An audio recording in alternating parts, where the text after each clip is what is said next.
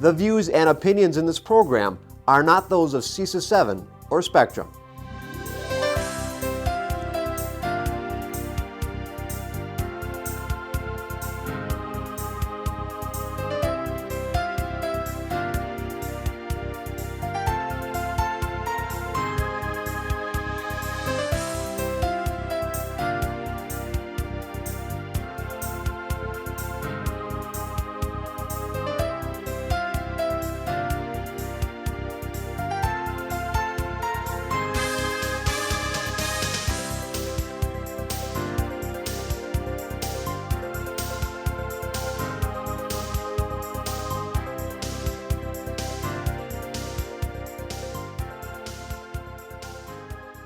To call the board meeting to order, and first we'll begin with roll call. Sandy? Becker? Here. Maloney? Here. McCoy? Here. Shelton? Here. Vandenheuvel? Here. Warren? Here. Sitnikow? Excused. We have 6 board members present, 1 excused, and then I will entertain the first motion. I move that the board convene in closed session, room 337, pursuant to Wisconsin Statute 19.85, paren 1, paren C, considering employment, promotion, compensation, or performance evaluation data of any public employee over which the governmental body has jurisdiction or exercises responsibility, and pursuant to Wisconsin Statute 19.85, paren 1, paren F, considering financial, medical, social, or personal histories or disciplinary data of specific persons, preliminary consideration of specific personnel problems, or the investigation of charges against specific persons except where paren B applies, which, if discussed in public, would be likely to have a substantial adverse effect upon the reputation of any person referred to in such histories or data or involved in such problems or investigations, to wit, administrative hiring, and pursuant to Wisconsin Statute 19.85, paren 1, paren E, deliberating or negotiating the purchasing of public properties, the investing of public funds, or conducting other specific public business whenever competitive or bargaining reasons require a closed session. More specifically, to wit, Oak Learning contract and superintendent search consultant contract.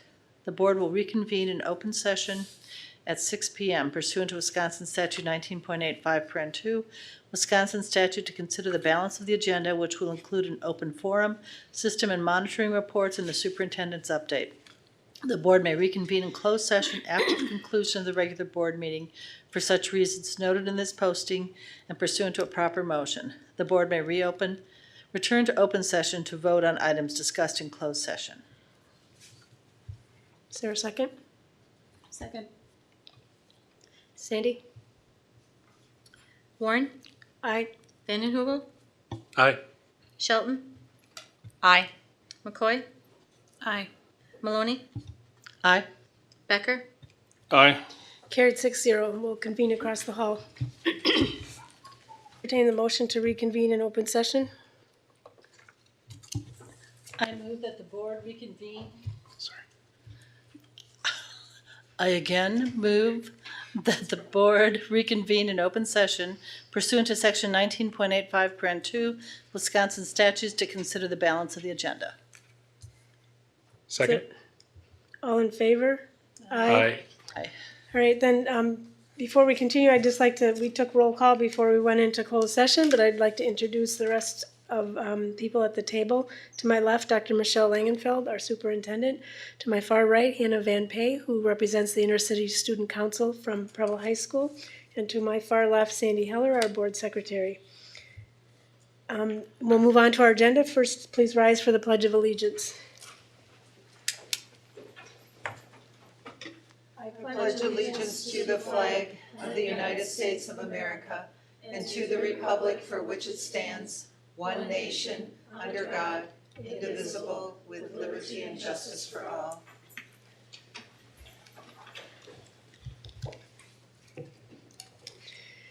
And then I'll ask Eric Vandenheuvel to please read the mission statement. We educate all students to be college, career, and community ready, inspired to succeed in our diverse world.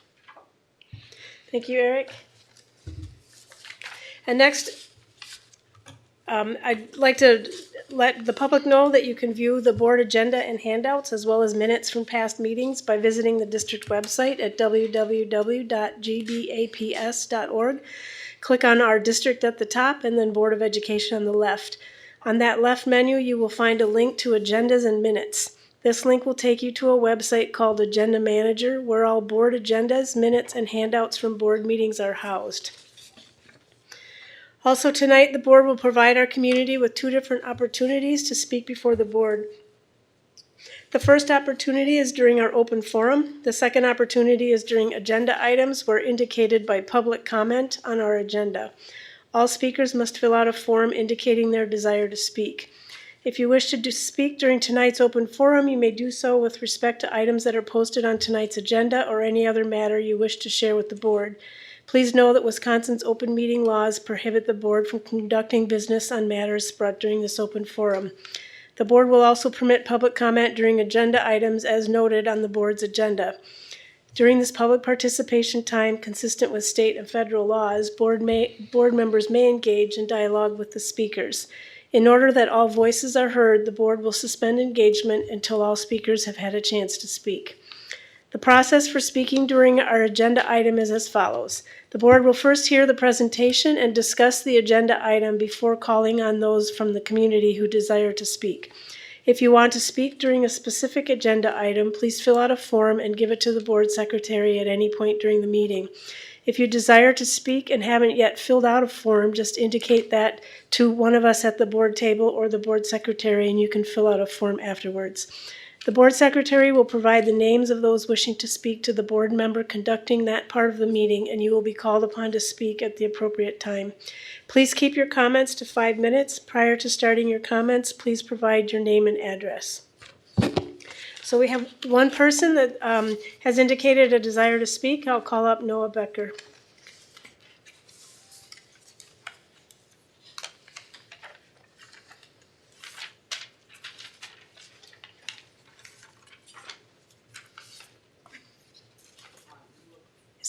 Yeah, I think you have to turn on the microphone, Noah. You see it? Is it hiding under the... Did I break it in some other fashion? Do you have to take the others? Perhaps, I don't know. Maybe I... No, that's hooked into our system. Yeah. Oh, well, it's technology and I'm here, so... Is there any chance that we could, you want to go talk to her? She's in the audience. I'm rather incompetent. It's fine. You can make a motion. Without tipping it over. Sort of. Still. Maybe? Okay. Visible enough, I think. Is your microphone on? Is it? I think so. Yeah. Okay. Wow. All right. Noah Becker. I live at 1254 Reed Street, Green Bay. So I'm here tonight to talk about mathematics at West again. I originally came here during the last school year when, if board members remember, I think it was quite boring when I first did it. It was basically me talking about the plan to not run pre-calculus and algebra 2 and AP calculus. And I thought this was resolved and that there were no problems anymore. After coming back a couple other times, I figured we were good. And now, of course, the next school year is upon us, and I find out that's not really the case. So the way it was explained to me is that we were going to run pre-calculus and AP calculus, but it was going to be with distance learning. I said, all right, that's fine. I mean, give it a try. At least we get to offer classes when I knew the size of the people who signed up was too small. So I'm like, okay, good compromise. Everyone should be happy with this. And distance learning, we were just informed, is going to be taught from a teacher at East. That's the current plan. As everyone knows, East is on trimester schedules, so those class periods won't line up with any other kids in the district. And it just seems like after quite a lot of having to talk to different people and different layers of administration and everything, it just seems pretty strange that yet another thing happens 2 weeks before the school year starts. And I guess I understand that there's a push to get more kids into IB, and I understand that, and even if I disagree with that, I think that there's definitely good intent behind that mission. I think the people who are supporting IB, they think it's a good program, and I don't even disagree with that. I also think IB is a good program.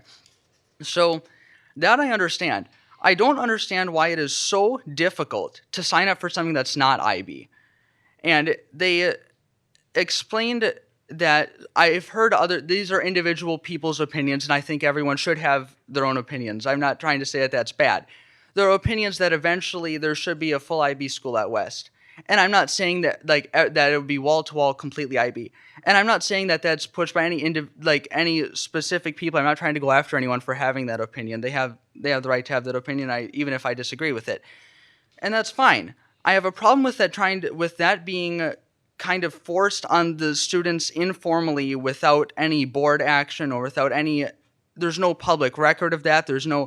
So that's why I get so annoyed with this. Is that after how many different layers of trying to force kids into IB, and now the school year starts, and now it's pretty obvious, I think. So I would not be here, and I would not be as upset if it were just me. But there are other people there's one guy who wants to be an actuary. He's a senior. And I said, well, you'll want calculus and statistics for that. And shout out to West, they are offering AP statistics this year, which is a class I push for. So I'm glad that they're offering that. And he will be in that class. And I said, you should also try to take calculus so that when you're in college, you can take Calc 2 and Calc 3 and then be on your way. Well, he doesn't have the amount of time that I do to come to board meetings, to talk to administrators, to talk to everyone, to try to figure this whole mess out. He doesn't have that. He doesn't have the time for this. So he is basically relying on me to get all the details and forward it to him, and he's not the only one either. Other people are trying to get into calculus. And it is so unbelievably difficult. And it's like, it can be really frustrating because if you don't have the amount of time that I do to constantly try to figure out what's going on, it's like impossible to end up in the class you want. I think this is something that the board should look at. Because I think you're going to have some problems trying to do any new program or trying to run any distance learning. I think we're in a big district, and there are going to be some layers and hoops that have to be jumped through, and I acknowledge that. But I think all of the repeated attempts to try to force more kids into IB should be looked at, and I think that they should be considered a little distressing by everyone here, because really, if West is going to be a full IB school, the board should embrace it and just make it known. And if it's not, then that should also be known. But this weird limbo of trying to have a couple subjects be full IB and some subjects not, it just leads to a mess, and it's hard for students to try to figure out what's going on. Thank you. Thank you, Noah. Go ahead. Noah, can I ask you a question? Are you okay if I do? Thank you for sharing that. When is the last time you talked to someone at West? Was it just recently? August 13th. August 13th.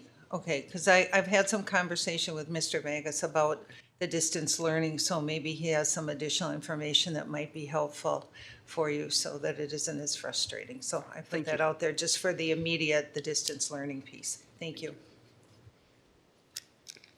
All right, is there anyone else who would like to speak before the board? Seeing none, we will move on to our minutes. I would entertain that motion. So moved. All in favor? Aye. Aye. Opposed? Minutes have been approved. Next is monitoring reports, and I'll turn that over to Laura McCoy. Does anyone else have a laptop that still needs to be plugged into work? Because I plugged one in, I can just cycle through. Everyone's good? Yep, we're all good. We're going to have a presentation, I believe, about from Terry. Mm-hmm. Yep. Educator effectiveness.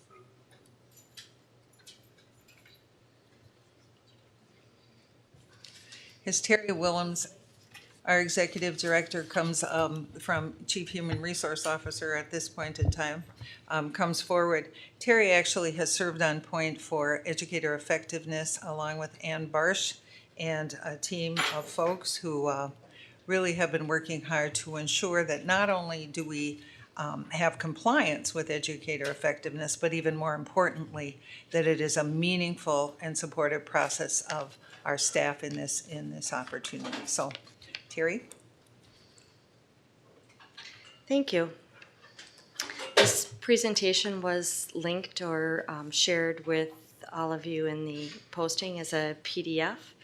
And I am here this evening to provide some history, our current state, and our desired future state of educator effectiveness. And I appreciate being able to present to all of you on this very important topic. In April of 2000, a joint committee consisting of teachers and administrators formed for the purpose of reviewing what we were doing in our district for supervision and evaluation, and made a recommendation to the Board of Education. At that time, we already had a process in place that included self-reflection, goal setting, and then the feedback loop that was created by the current forms and the process that we were using. And at that time, we already had a very collaborative relationship with our GBEA and did this work collaboratively together. Based on that research, the team decided to recommend using the Charlotte Danielson Enhancing Professional Practice, the Framework for Teaching, which had just been published in 1996. So it was relatively new and current. In August of 2001, the board approved adopting the Framework for Teaching as our model to base our formative feedback on the 4 domains that are outlined in the framework. And the 4 domains were linked also in the presentation. Organized in the 4 domains: planning and preparation is domain 1, classroom environment, domain 2, instruction, domain 3, and professional responsibilities, domain 4. There are 22 subcomponents outlined in each of those 4 domains. And then each component would typically have some elements that would define it. So for example, the classroom environment actually contains 5 components: creating an environment of respect and rapport, and then the elements would be teacher interaction with students and student interactions with other students, as an example. So based upon board approval in August of 2001, there was a pilot year, 2001 and 2002, and because the field test was very successful, we then moved into a 3-year implementation process and plan. Then Act 166 happened, and the requirement was to move to a Wisconsin educator effectiveness system. That system is comprised of many of the things we were already doing.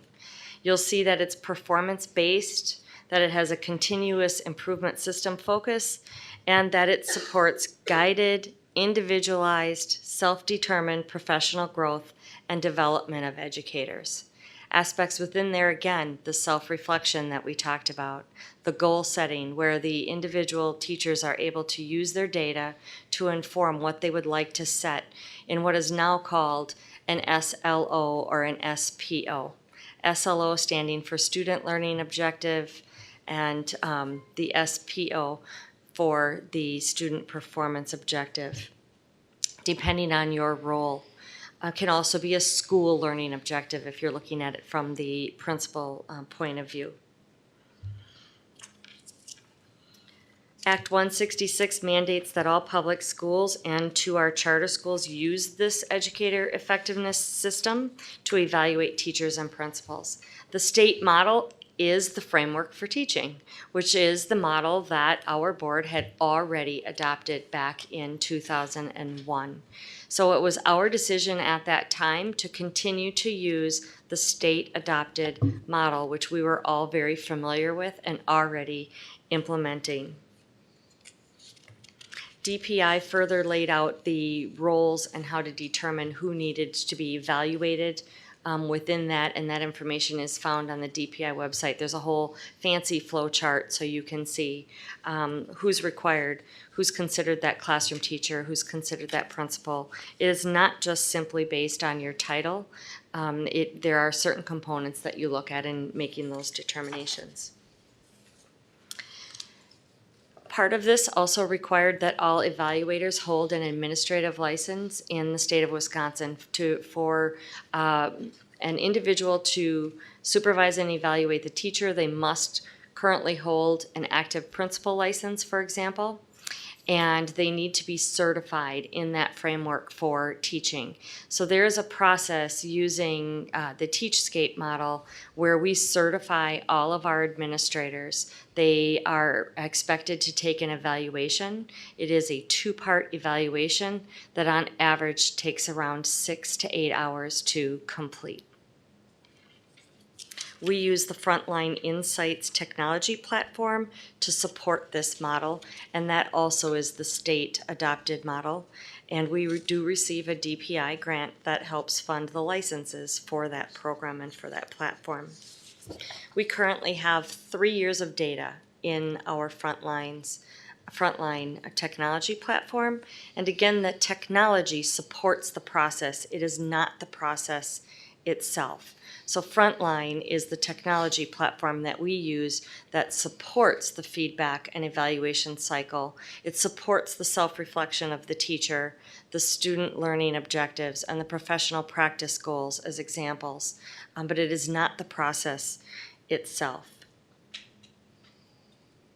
We do work with the Wisconsin Center for Educational Research, who is very involved at the state level with the educator effectiveness process.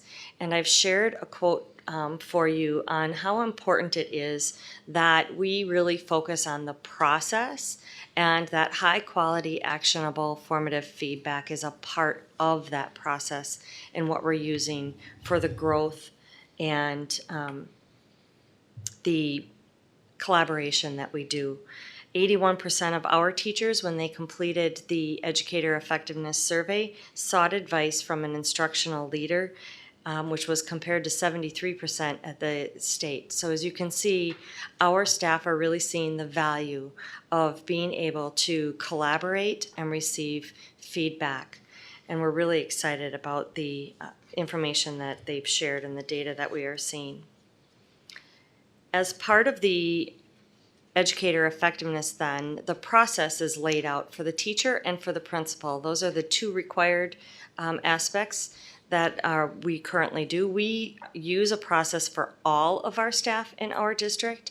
We have modeled the tools that we use outside of these roles so that they very much look like the framework for teaching and the principal framework. We have a large number of roles that are included in the Frontline technology platform that supports that. And then additionally, we have other roles that are evaluated outside of the technology platform, but they all contain the components and aspects that are outlined on the screen that you see. They all have that self-review based on the standards or the job responsibilities. They all use data to identify their improvement goals, both on behalf of students and on behalf of their own professional practice to move those goals forward. They're collecting evidence. They're receiving the feedback through the observations and professional conversations.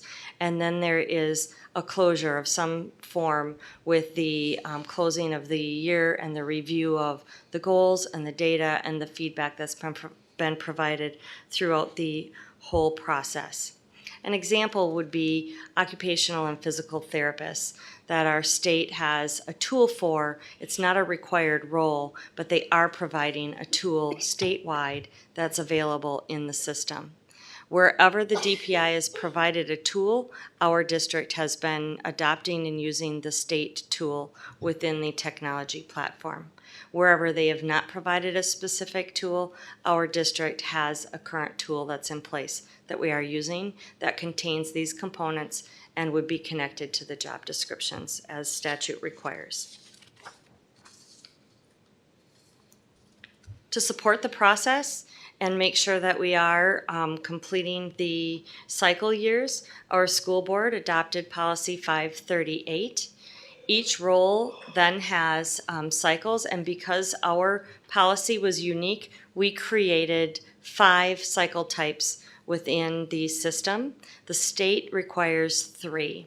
The reason for that is we have an additional summary cycle year built into our policy for the first 2 years of employment, and then they move into the 3-year cycle. So you will see with every role a new year 1, a new year 2, and then what the state calls a summary year, and then you move into a supporting year 1, supporting year 2, summary year, and it does the 3-year cycle. We have the additional 2 in there so we can make sure that they roll for that second year before they go into that feedback loop of once every 3 years. We also follow the DPI required minimums around what this looks like at each of those cycle years and what the process requires. So as you can see, the self-review would happen regardless of what cycle year you are on. The student learning objective or professional practice goals would be required regardless of the year you are on. The announced observation you would see is not required during the supporting year 1 and supporting year 2. It is required during the summary year, and we have additional requirements for our new hires. So you could see that 2 announced observations, for example, in the first 2 years, and then for the cycle years there would be 1 announced required. These are the minimums. They're certainly able to have more that happen, and often we do have more that occur, but these are the minimums that are set by the state. The mini observations are also there, and you can see those are required regardless. And so on the supporting years, there are mini observations that are included there, at least 1. End of cycle summary, and then there is a cycle evidence summary that's completed at the end. Would you like to do questions during, or would you like to do them at the end? I'm open to either, whatever your preference is. Go ahead. Yeah, okay. I'm just curious, anecdotally, could you tell me how many observations or how many people a principal, obviously big schools, small schools, assistant principals, but just have an idea of how many people you might be doing this for? So I see, like, for each, in a supporting year, it's 1 self-review, 1. How many approximate? I know it's totally random, but do you have an idea? We do have this data, and we did lay out and look at what it looks like across all of our schools, elementary all the way through to secondary. It does vary based on, obviously, the size of the school and the number of administrators. There is a range that we're looking at, and I would say it's not only the number of people that they're responsible for, but then it's which cycle year are they on. So every principal would have staff that are on every year of those 5 that we have laid out. So the number of forms for each of those, you'd have to calculate based on how those are laid out. We do try to keep the years balanced, and our principals do work with their executive directors for communication around that and what that looks like. I would say, on average, there may be 10 to 15 that would be on a summary year within the 1-year cycle. And if you're interested in that specific data, we absolutely can pull that data and bring that back.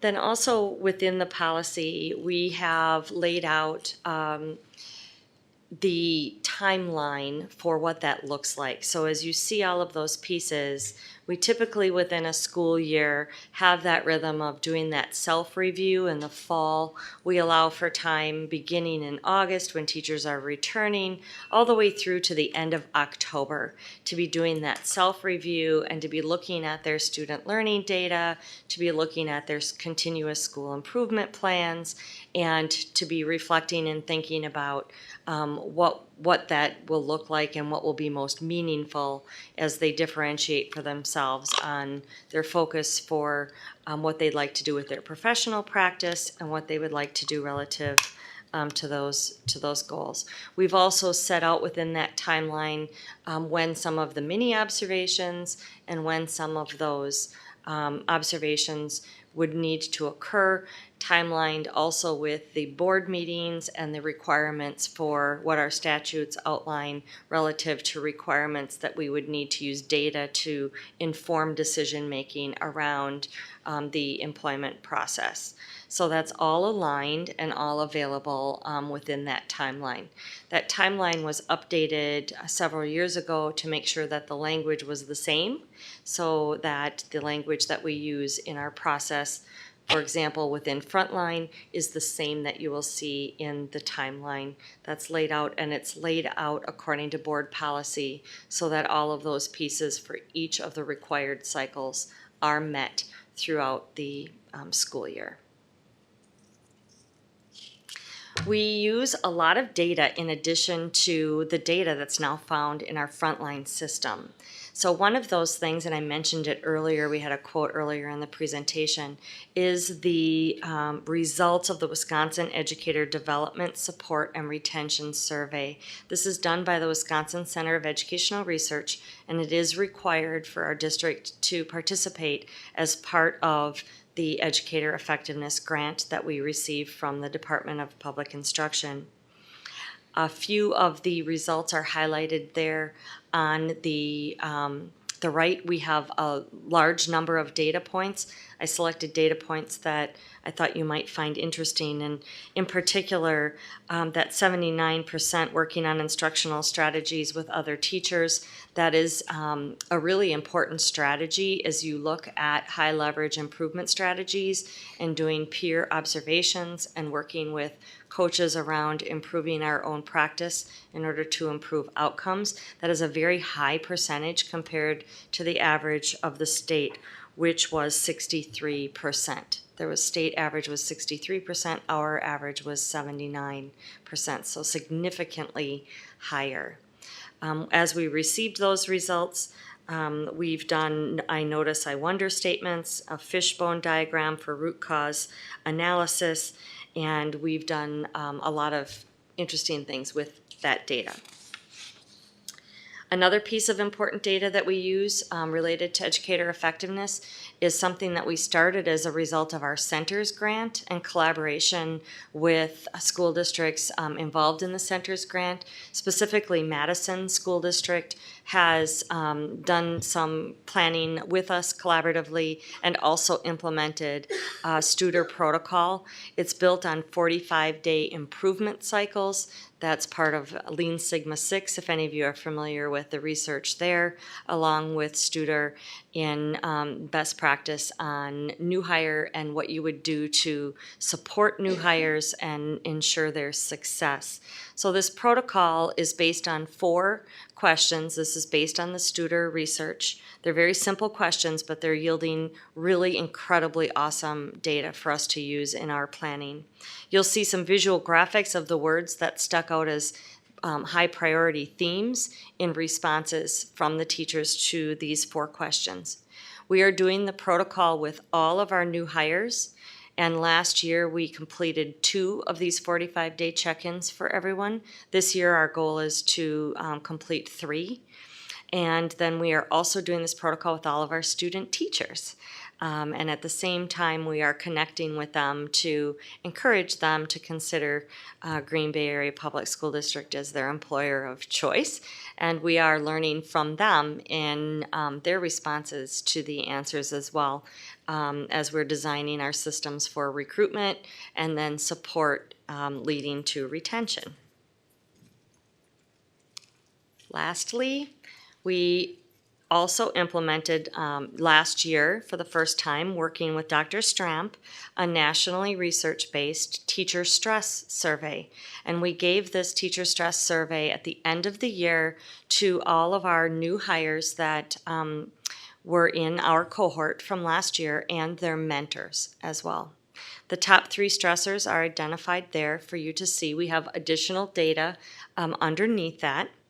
And we are planning and are continuing to plan to do follow-up and to use this data as, again, another really important data point for us. We gave the teacher stress survey at our new hire orientation dates with our new hired cohort. Just this past week, we had over 100 new hires join us for professional learning and development. And our mentors that are assigned to them will take that. So we'll have fall baseline data to work from this year, and then we will have spring data again to use in with this data point as well, and we'll be working with Dr. Stramp around that. We found the pilot to be very helpful, the information that we gleaned from it, and so we did decide that we would try to continue that this fall and this spring, and then we will make a decision on whether the data is valuable and relevant, and if that's a practice that we wish to continue. Relative to the large class size, we continue to work very closely with my new hat in HR. I'm working very closely with the executive directors of schools and the associate superintendent. And it is common that we come to the school board in September with an update on data and class size and what our current reality is there. So that's a very important data point that we continue to be engaged with. At this time, I'll stop. I hope I gave enough information and not too much information, and I have lots spinning around in my head, so I'll open it. Go ahead, Brenda. The top 3 stressors data, is it combined mentors and new teachers, or is it just new teachers?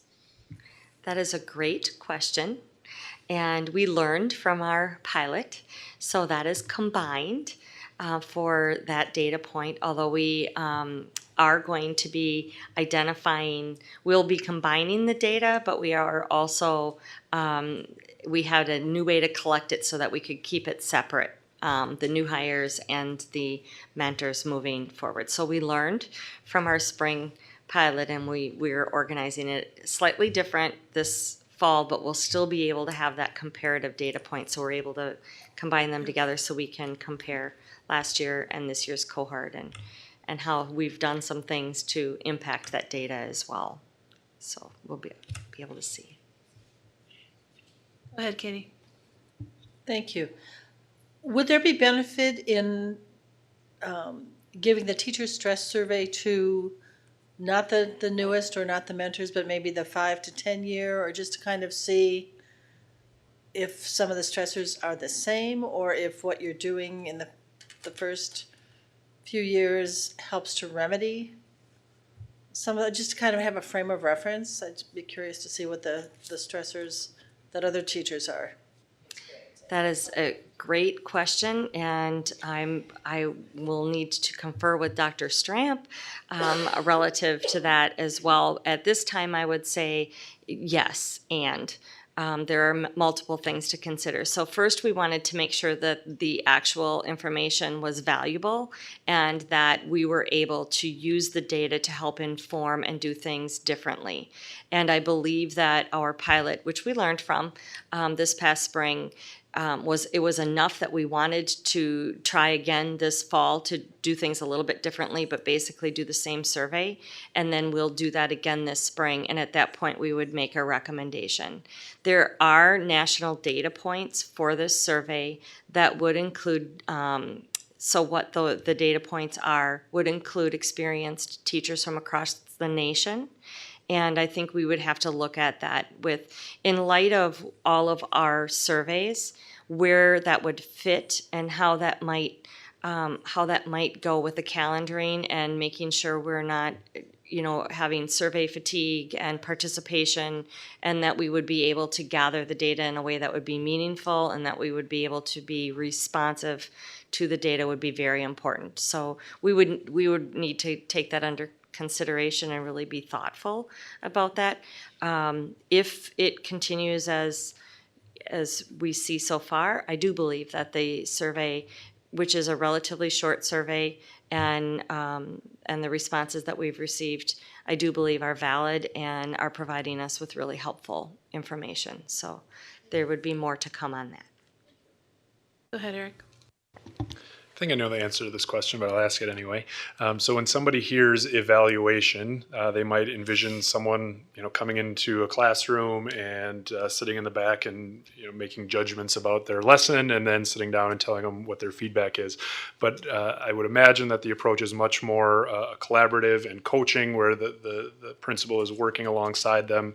Is that correct?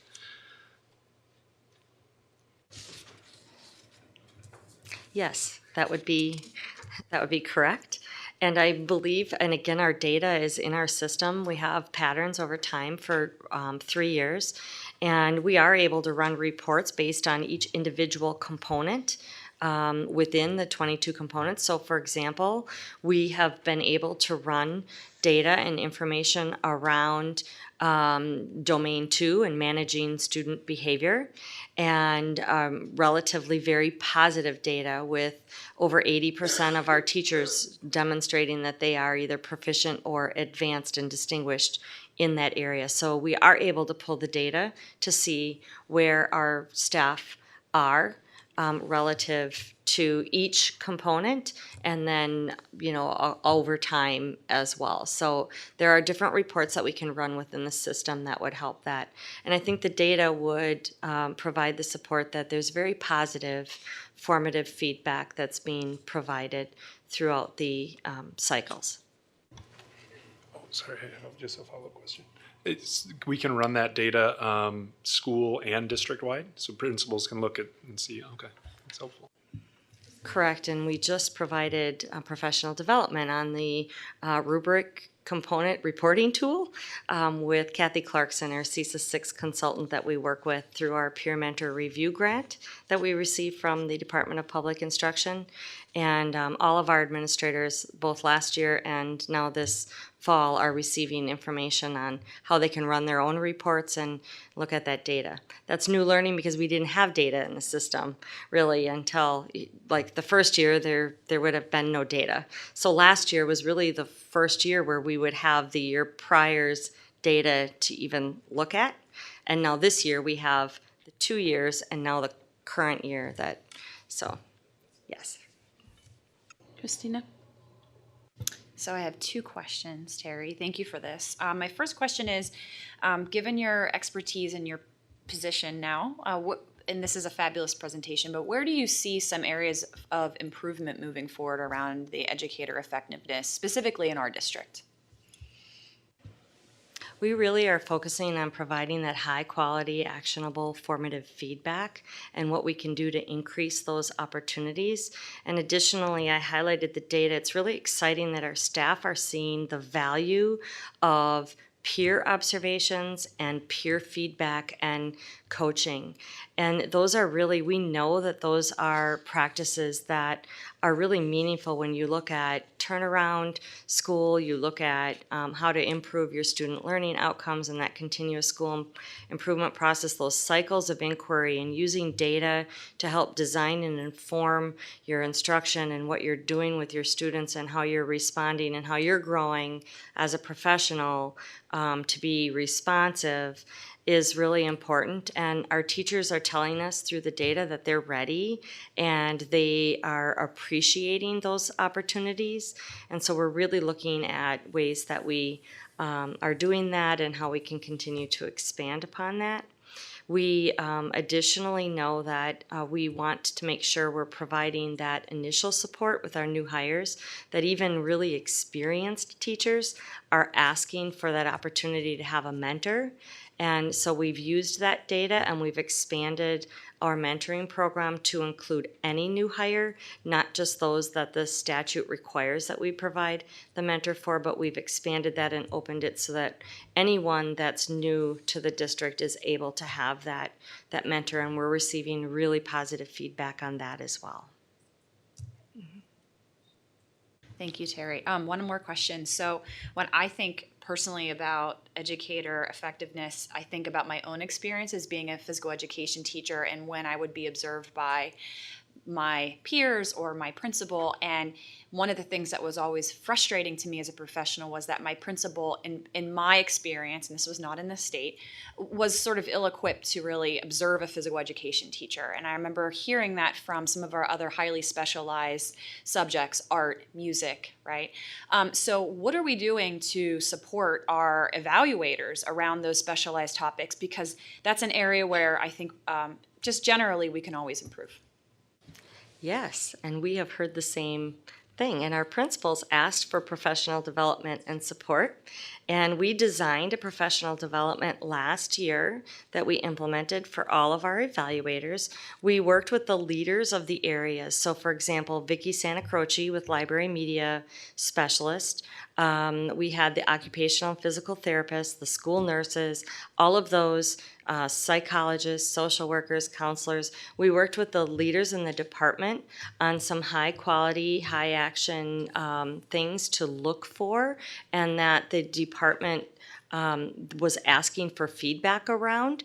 And so we provided professional development in those areas and in the tools, and taking time to look at the rubrics and to look at the performance indicators and the components, and really familiarize ourselves with the additional information and background around what that might look like. So we've begun some of that really important work, and there's more to do, obviously, in that area, but we received very positive feedback.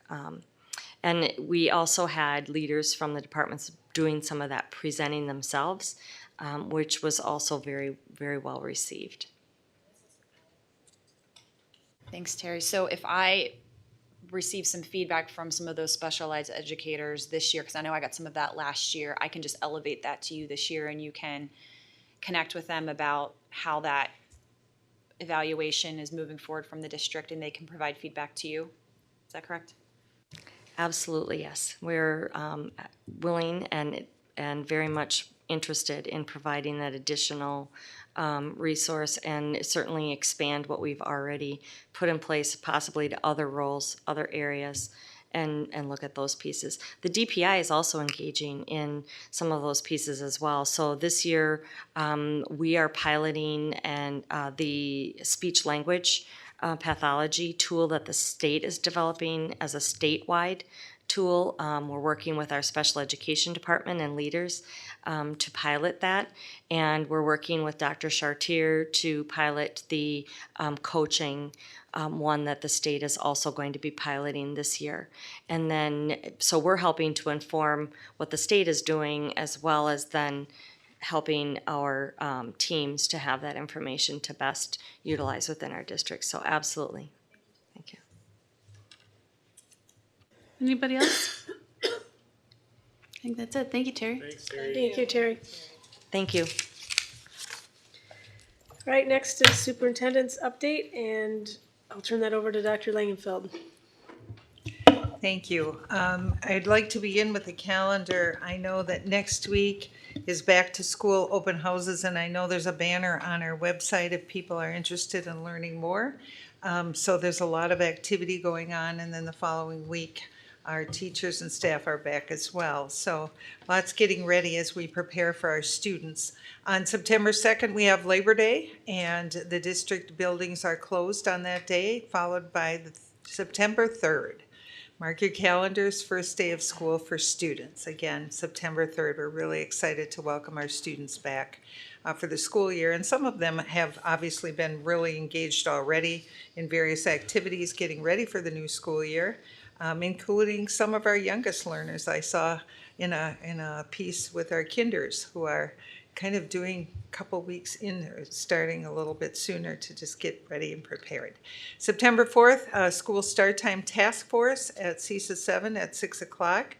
And I did speak with Jeff Dickert and understand there's a lot moving in that agenda. So looking forward to where that's going, and a lot of great work going on. So very much appreciated. September 9th, teaching and learning work session meeting here, along with the organizational support work session at 6 o'clock. Special board meeting on September 11th at 5. September 16th, regular board meeting at 6 o'clock. And then September 18th, the school start task force again CISA 7, and then September 24th is a special board meeting at 5:30. All of these, of course, are posted on the website. So that's the upcoming calendar for the month of September. The next item I have, I'm going to invite Dr. Gwen Stramp, our Director of Research and Evaluation, to present to the board the school climate survey results. In addition, when we had the school perception survey, we also were afforded the opportunity to engage with the board in those results. And when we did, one of the questions that came forward was, how are people using the results? What does it look like in a school? And what might it look like in a department? So when Gwen is finished with her report, we have with us tonight Principal Dan Malmberg from Keller Elementary, who's going to talk about the information he received in a survey from staff and families and whatnot, and how he actually took action with his team and what a difference it made. And then we're going to also hear what happens with the department and what they do with the data. So we're going to hear from our Executive Director for Special Education, Claudia Henriksen. So I'm going to turn it over to Dr. Stramp, and ready to go? Thank you. Thank you for the opportunity to be here this evening to bring to you the 2019 Spring School Climate Survey results. We posted the letter to the superintendent on the agenda, and I created a few slides to pull out some of the tables from that to show for the presentation and to walk through. So each day our parents, students, and staff interact with our educational learning system, and we measure our overall experience of our stakeholders through the annual School Climate Survey. School climate is defined by the National Center of Safe Supportive Learning Environments as a broad, multifaceted concept that involves many aspects of the student's educational experience. A positive school climate is the product of a school's attention to fostering safety, promoting a supportive academic, disciplinary, and physical environment, and encouraging and maintaining respectful, trusting, and caring relationships throughout the school community. A positive school climate is evident in effective schools. Our school district climate model is based on the areas of safety, teaching and learning practices, relationships, and environmental resources. Oops. Let's see if I can go back one here. There we go. Our school climate survey is developed and deployed internally. We don't outsource the survey. And the survey and the reporting is delivered through a platform managed by the Research and Program Evaluation Office and our Executive Secretary, Mrs. Molly Rosnick. And I would just like to give a huge thank you to Molly for all of the organization and keeping all of the reports together and getting everything out in such a timely manner to everyone. So without Molly, this would probably be very much impossible to do. Our 2019 participation from our 3 stakeholder groups, there was 1,845 school staff that participated, 7,766 students, and 1,744 parents. In the letter to the superintendent, we provided comparable information from the previous year, so if you want to go back and look and see how that compared, we did have that information for you. In collaboration with the District Family Engagement Team, we continue to work on methods to increase the feedback from our diverse stakeholders and our diverse households. Each year we bring to you some composite index scores, and those are based on 17 parallel statements asked of each of our stakeholder groups. The results of the statements comprise the composite index scores and provide evidence of the school climate dimensions where there is agreement and less agreement. The statements of most agreement in 2019 reflect the results in the statements that we saw in 2018 of our families feeling accepted, respected, of people enjoying attending and working at our school, achievement is encouraged, people would recommend the school, and that there is established behavior expectations and physical safety is positive. And many of those same themes you will find are also in our staff satisfaction survey. The school climate dimension and the statements of less agreement are also similar to 2018, where we see that students would like to feel like important members of the classroom. Social and emotional learning and the resources for that have been indicated as a need. We see where parents would like to be informed of students that, the good things that students are doing, student kindness, peer-to-peer, personal property safety, and behavior consequences being fair for everyone, once again came up this year across all of the stakeholders.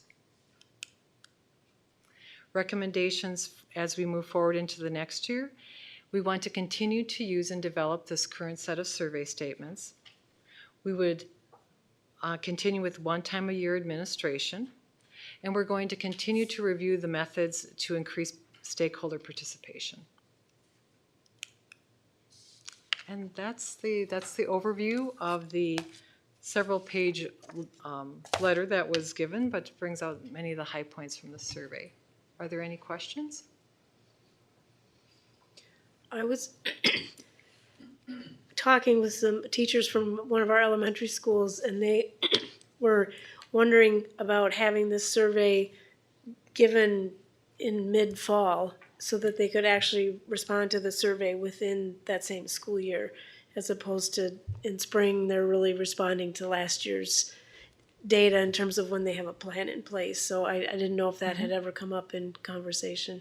So that's a good point. And through our iterative process and the action planning for continuous improvement, there could be components of that that would be brought out and at that school to further detect what changes need to be made or where that particular staff is. Because you're right, I mean, that other staff ended and there's been some changeover.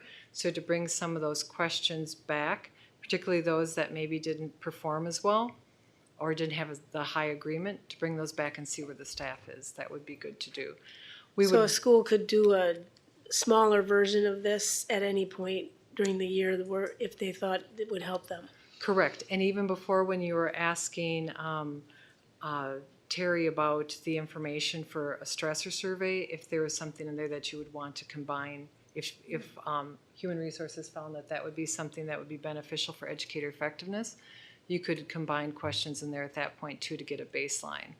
So yes, we could bring back a smaller section for that, and we would run that for that school or schools. Okay. We would want to keep, though, the parent and student input and teacher input in the spring, because we look at the overall school climate for all the stakeholders together. Okay, thanks. Oh, sorry, I'm now in charge. Kristina? Thank you. And you may have said this in your presentation, but I was looking through all of your notes, so I apologize. So according to this document, 66% of parents who took this survey were white, correct? And 45% of our families, according to our overall statistics, correct, are white families. And I know you have at the very end, Gwen, that one of the pieces that you want to work on is, development of methods to increase stakeholder participation. So can you talk specifically about how you see that moving forward and what other ideas you have? Because obviously that's an equity issue and we want to be capturing all the voices. And as part of that question, I would also like to know if you have any ways that we are maybe involving those families in those decision making so we can better understand how to meet them where they are. Yes, thank you. Good questions.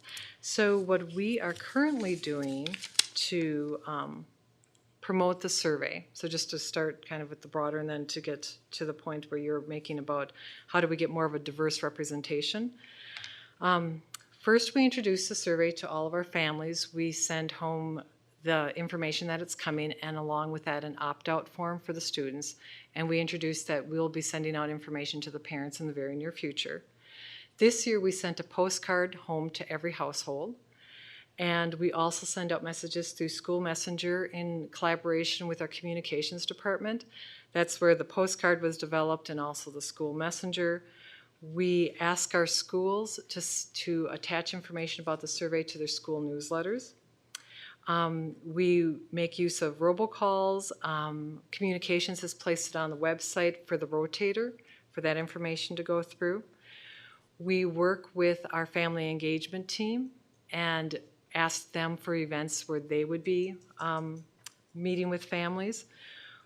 Different things like as we get new applications and things, we'll put it in there. What we found at different schools, and each year we gain more and more experience, So we intentionally placed the spring survey around parent-teacher conference time and trying to get the word out there. And we have several schools that were working with our family engagement team, that when the parents came in, they greeted them at the door and said, you know, please make sure you fill this out before you leave. So we want to, you know, keep encouraging that. We had one school that had activities in the common area and kind of funneled everybody through that. And there again, they met with the family engagement coordinators and filled that out. So the district overall response, of course, increases when we have each school increasing. We also have where we've, you know, tried to encourage the schools and try to do more participation and ask different incentives to help out. Title I has now their annual needs assessment. They support these questions. And for student engagement, we're also incorporating through our legal department, we're going to incorporate the Title IX survey. So more and more things are coming to this one survey that I think that will assist. As far as families, we have approximately 15% of our families. In marketing terms, it's been several years since I've looked into it, but at one point, 10% of a response rate back from an audience was considered good. I think Madison, they have around 20 to 25%, so our goal for next year is around 20%. So if we could increase it, I believe that would mean to go up that extra 5%, we are looking at about 1,500 more responses. So we would have to keep working on it. So some of those, I love those ideas, reach parents when they're there. Are schools sharing those best practices? How are we communicating and sort of supporting them to know that of these other creative methods to reach families? So in the district, we have what's called the weekly administrative updates, and the research and program evaluation has a page in that, so we put the information in there. We give the information to our executive directors who then share that information out. We worked with our IT department because there was the opportunity through the laptops to set up a kiosk mode. So we worked with IT that when it was open house that the principals could contact the team there and they would have that set up. So just really, I think this year we were kind of gaining ground on it, and to get things better organized and next year have a lot of these ideas up front and to kind of hit the ground running. So I hope we'll, get our 5% increase, and that would really be nice to come back and report that next year. It is. You're welcome. Michelle?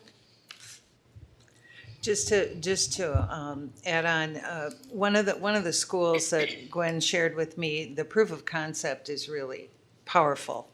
I think when they have 60, Sullivan, I'm thinking, what was their participation?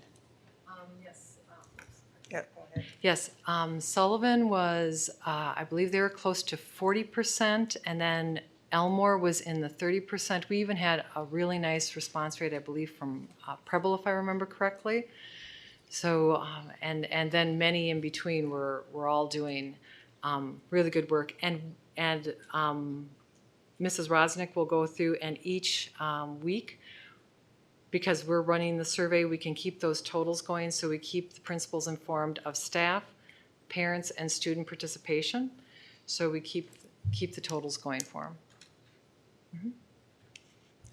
And I think what is key in those particular higher percentages, in particular, I'm thinking Preble and Sullivan, is that the family engagement coordinator, whose first language is not English, Spanish, was able to really support the families and engage them. So they recognize this is for them and about them and improving opportunity for children. So I thought that was really helpful and certainly something we can continue to build upon. And we did receive feedback from our family engagement coordinators about in assisting families and the length of the survey. So now that we have developed those 17 parallel questions, we will make a short form of the survey to get those key questions. And then we'll also have, we'll need to communicate, though, if you would like to fill out the rest of the information, for example, our school resource officer questions were included. They would be outside of like that 17 questions. So we'd want them to feel that they have that opportunity to do that. But we think having a shorter version of the survey would also assist with that too.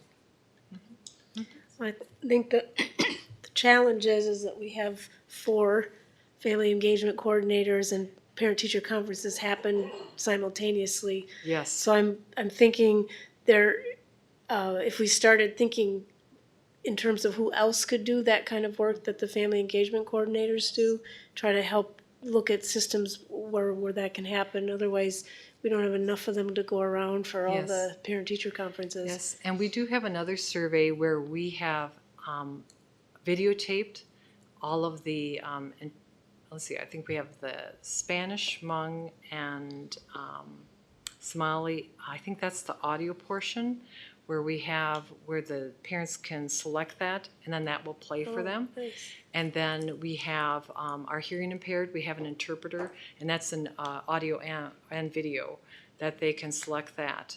So we could work on that, and with the shorter version of the form, have that available, and they would be able to go through that. Mm-hmm. Yeah. Okay. Great, very good. So if I could, thank you, Gwen, so much, and Gwen. thanks, Molly. Invite our principal, Dan Malberg from Keller, to talk about his experience taking information from the surveys and transforming some of the work at school. Welcome, Dan. Dan, Gwen, give him a quick, Oh, thank you. yeah. You're so helpful. All right. And actually, Gwen was very helpful. Dr. Stramp really helped our BLT take a look at our results and then come up with some really good goal statements that we could use to track our progress in really moving forward, not only in our climate survey, but also our perception survey. So we put those together and we come up with student engagement goals, family engagement goals, and even our climate in our building. So I guess the first step is really taking a look at what the data says. And that's where it came in to be very important to have Gwen come in and talk to us a little bit about what do the numbers mean. It's always good to have a statistical brain in the group leading us through that. And then what were we really looking to do to gain improvement? And so that's what our BLT did in August of last year, and set up some goals, and we had some really great results, I feel. We had some perception data and some climate survey data that showed that students and staff both did not feel very safe. And so the BLT, together, we kind of talked to staff, we talked to students, and then we developed some social emotional learning goals, I think, that have really helped us. We adopted zones of regulation. All staff was trained in zones of regulation throughout the school year, and the students were taught. We opened up a Zen Den, which was a nice place for students to go that can get away when they just need a quick breather. And we had to wait to open that until, I think it was about end of December, January, because we were using the room as our temporary office until the addition was completed. For some reason, we didn't have a roof for a while. But it all came together well, and the kids made good use of it. Myself, the social worker, and the counselor took kids through class by class and taught them the zones, how to use that room, and what the purpose was for. And I myself was privileged to be there a few times when kids needed to use that room and maybe nobody else was available to go in. And so what we always do is we log the student in, we ask what zone they're in, and they may say red, and I'll offer them the opportunity, do you want to talk about why? And I had this one student say, nope, I know what I got to do. I said, okay. I said, I got to bury myself in pillows. And he did. the timer went off at 3 minutes, and I said, "You need to talk?" He's like, "Oh no, I'm green. I'm good to go." Back to class, and he wasn't back again that day. So I think it really helped all of the staff see the importance of giving those kids just that little chance to reset. And then you don't have that escalation throughout the day where the child's going to eventually blow. Each of our classrooms has a safe area as well, and that's the student's first option, but if they really feel like that's not enough, they can use the Zen Den. The other thing that we really looked at too was making sure that we had restorative practices in place. So each of the classrooms will do a morning gathering, and we found some of our highest behavioral data came right after recess. So it's that unstructured time, recess and lunch, where kids really felt out of sorts. They may have been offended, somebody may have pushed them, or they felt like they got pushed. Most classrooms would get together and do an apologies and appreciations after lunch. And so a student could share an apology, or they could share an appreciation for somebody who helped them out at recess. And that really helped as well. Our behavioral data just turned around completely. I don't have specifics in front of me, but at one point I think we were down overall almost over 400 referrals in 1 year. So really focusing in, our whole main objective in September was to develop relationships with kids and to build a classroom community culture. And taking that time really helped. Our perception data, Gwen helped us decide what questions to look for both in the student and the staff survey. And I'd have to ask Gwen again what these numbers mean. But if it's below 3, it's not very good. So with our certified staff and safety, it was a 2.11, and with students it was a 2.1. So we set a goal as a BLT to get both of those up to around a 2.75. We thought that would really be good. We ended the year, I believe, with, let me just grab that. Certified staff had a 3.09 and students had a 3.07.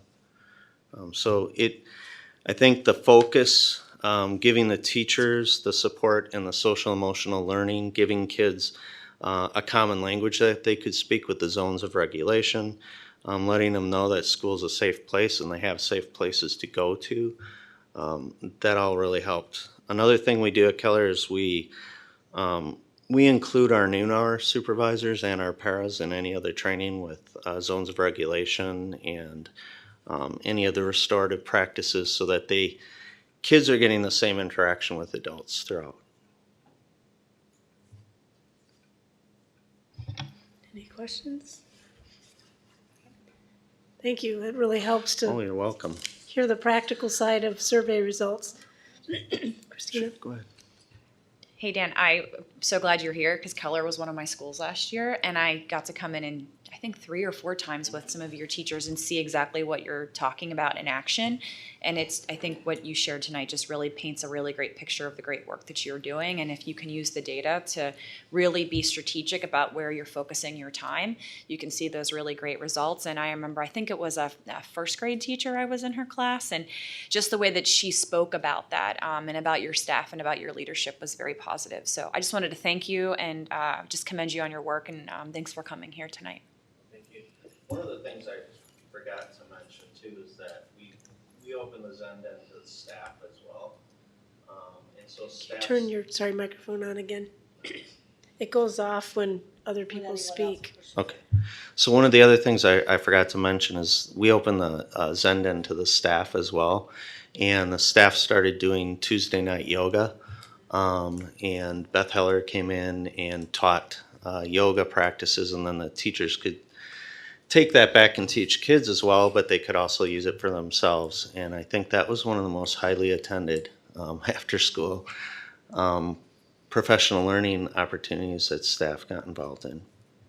And many of my staff also wanted to do a book study on trauma-sensitive classrooms, so we did that as well in the second semester, and it was well attended. So,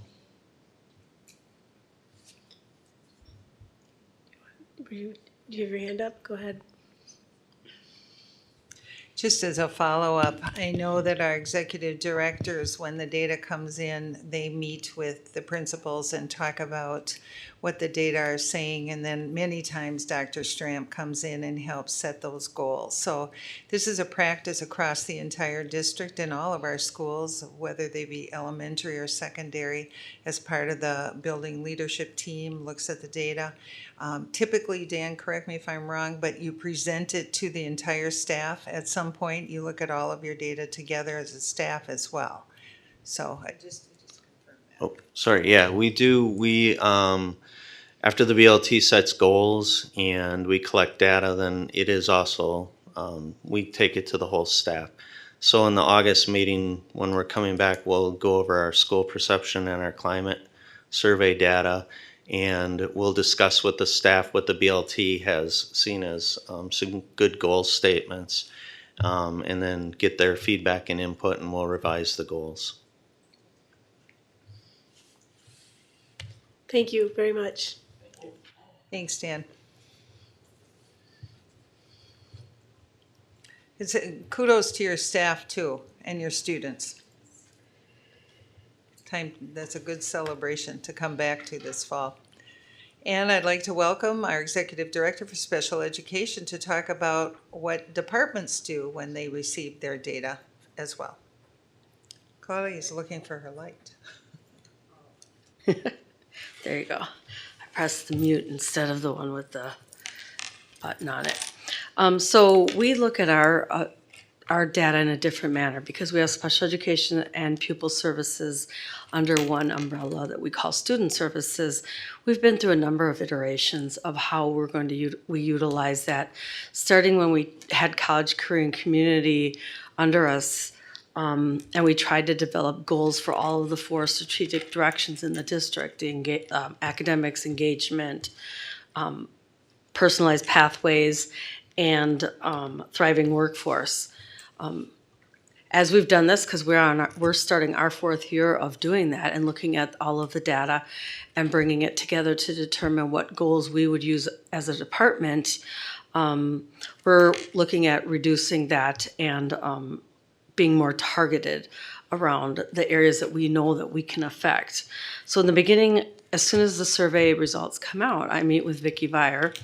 Prior to her, I met with Kim Palo, and then we lead the district or our department through a student services retreat where we look at all of the data.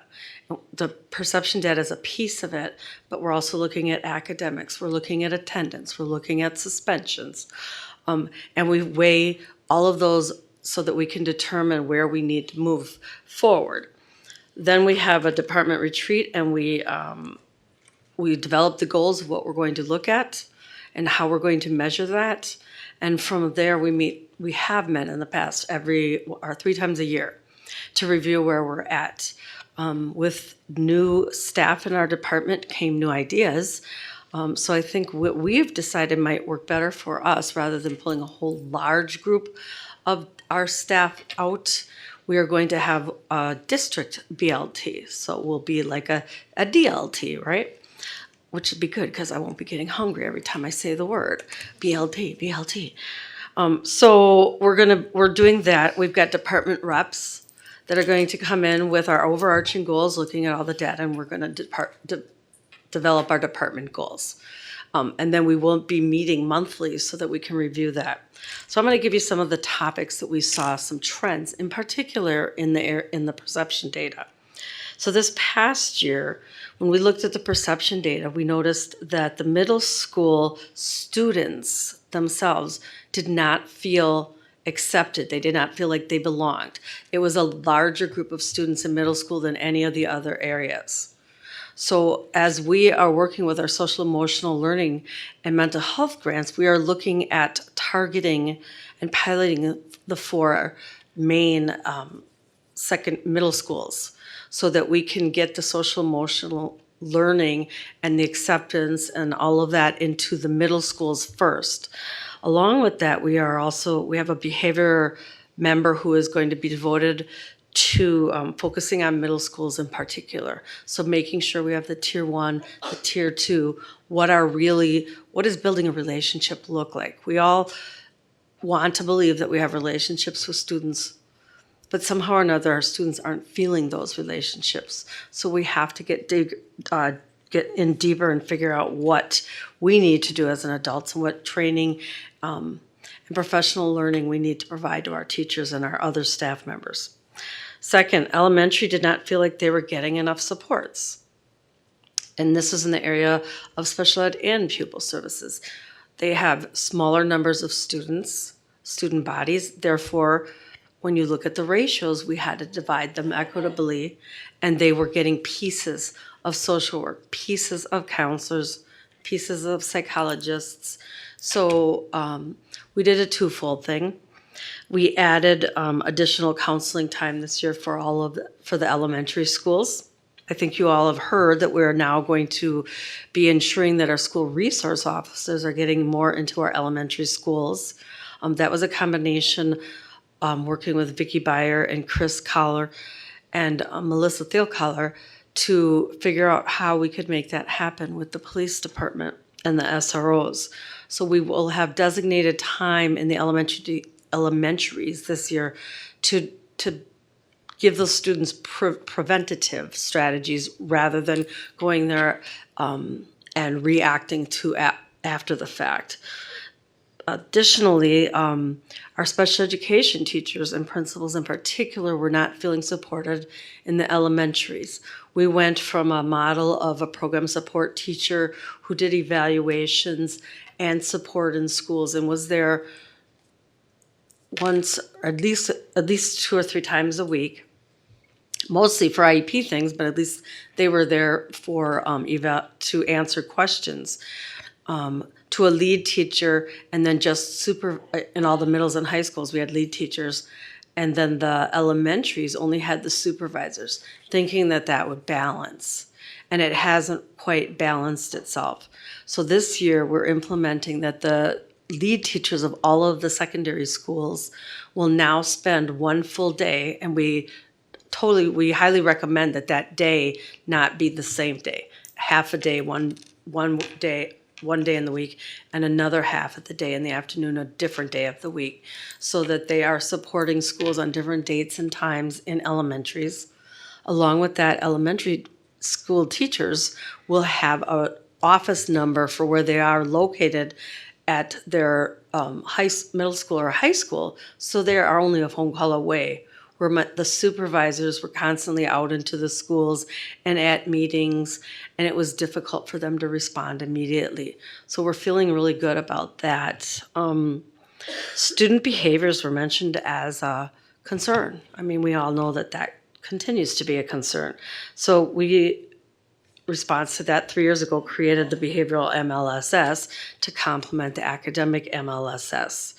We shifted from PBIS strictly to district-wide MLS support.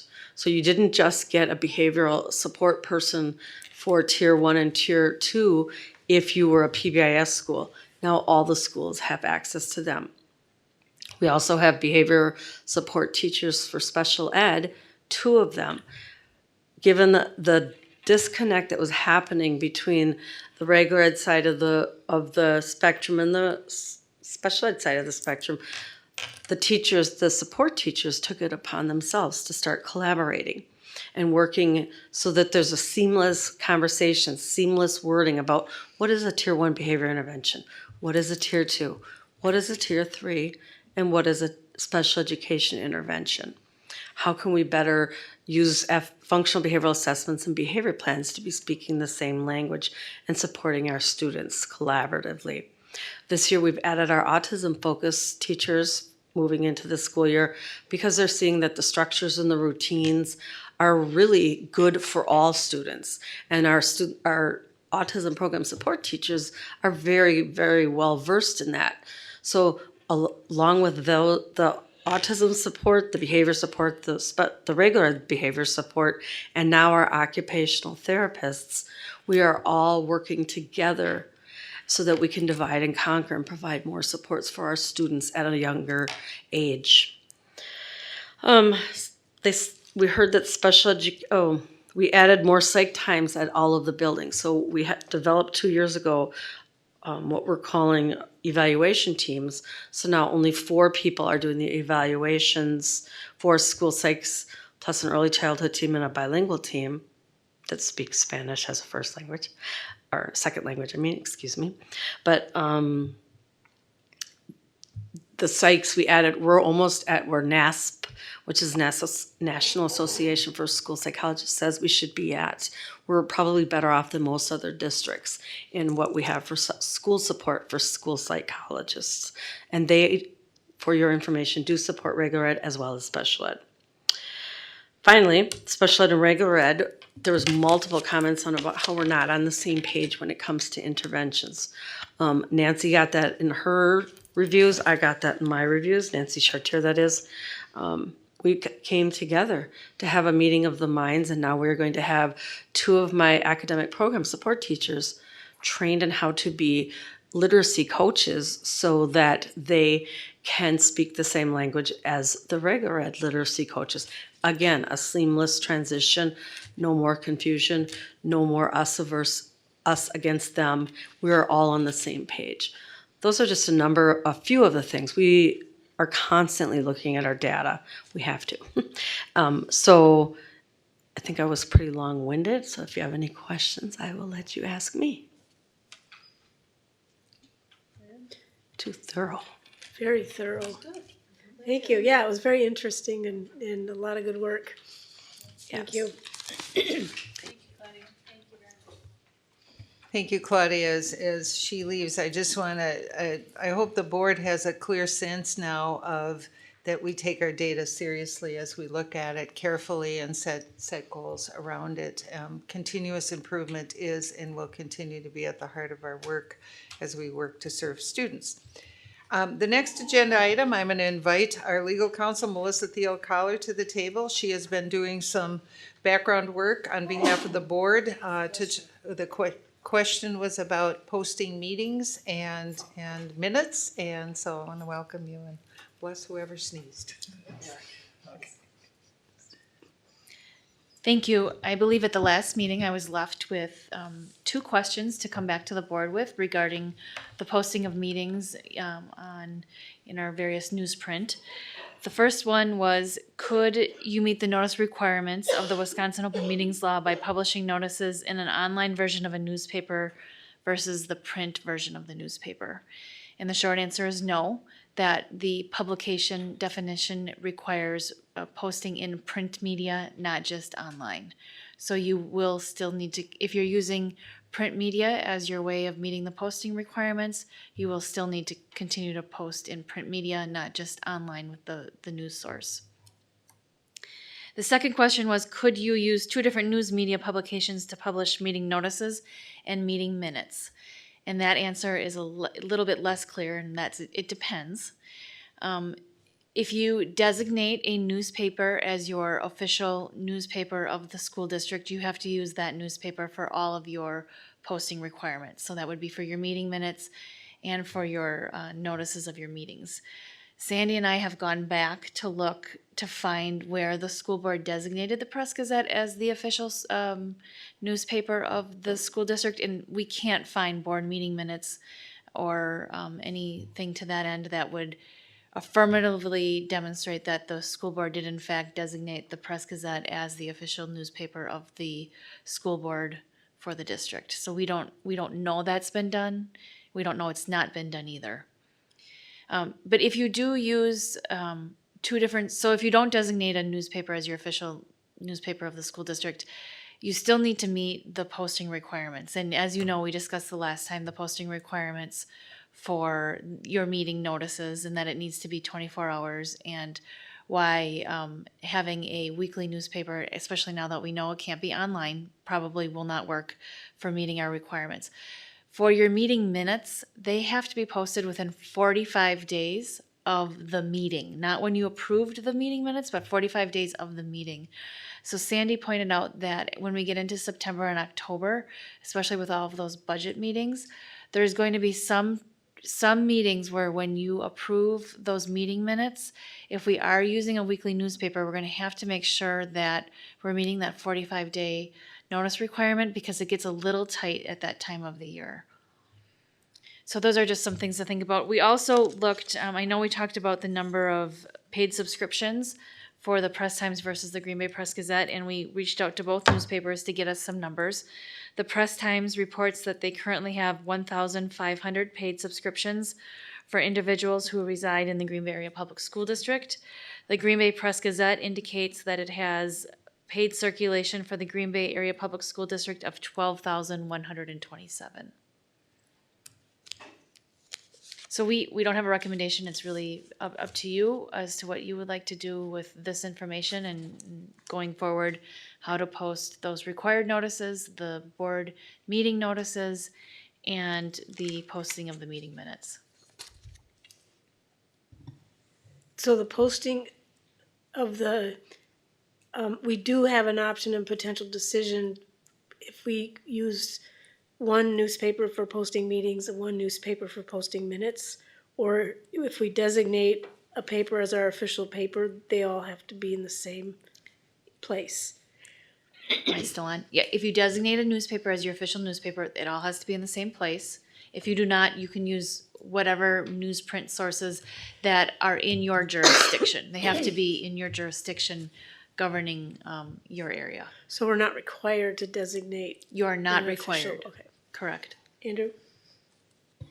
I guess just given the large differential in costs, what I'd be interested in trying first would be to do minutes in the Press Times, while recognizing that for now there would probably be too many. It would be difficult to do the things we know in advance in one, and the things that come up later in another that's not public friendly.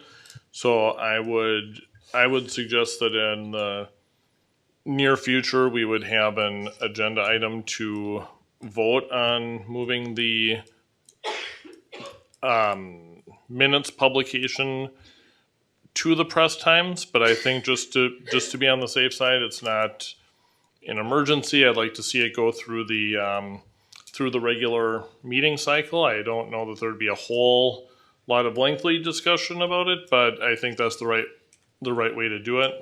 And so I'd like to see us maybe put that into the next meeting cycle to change the proposal to change the minutes only to the Press Times for a year for a trial. Anybody else? My concern, I guess, and this potentially will happen, is that we will have to have a special board meeting to approve minutes if the timing is such.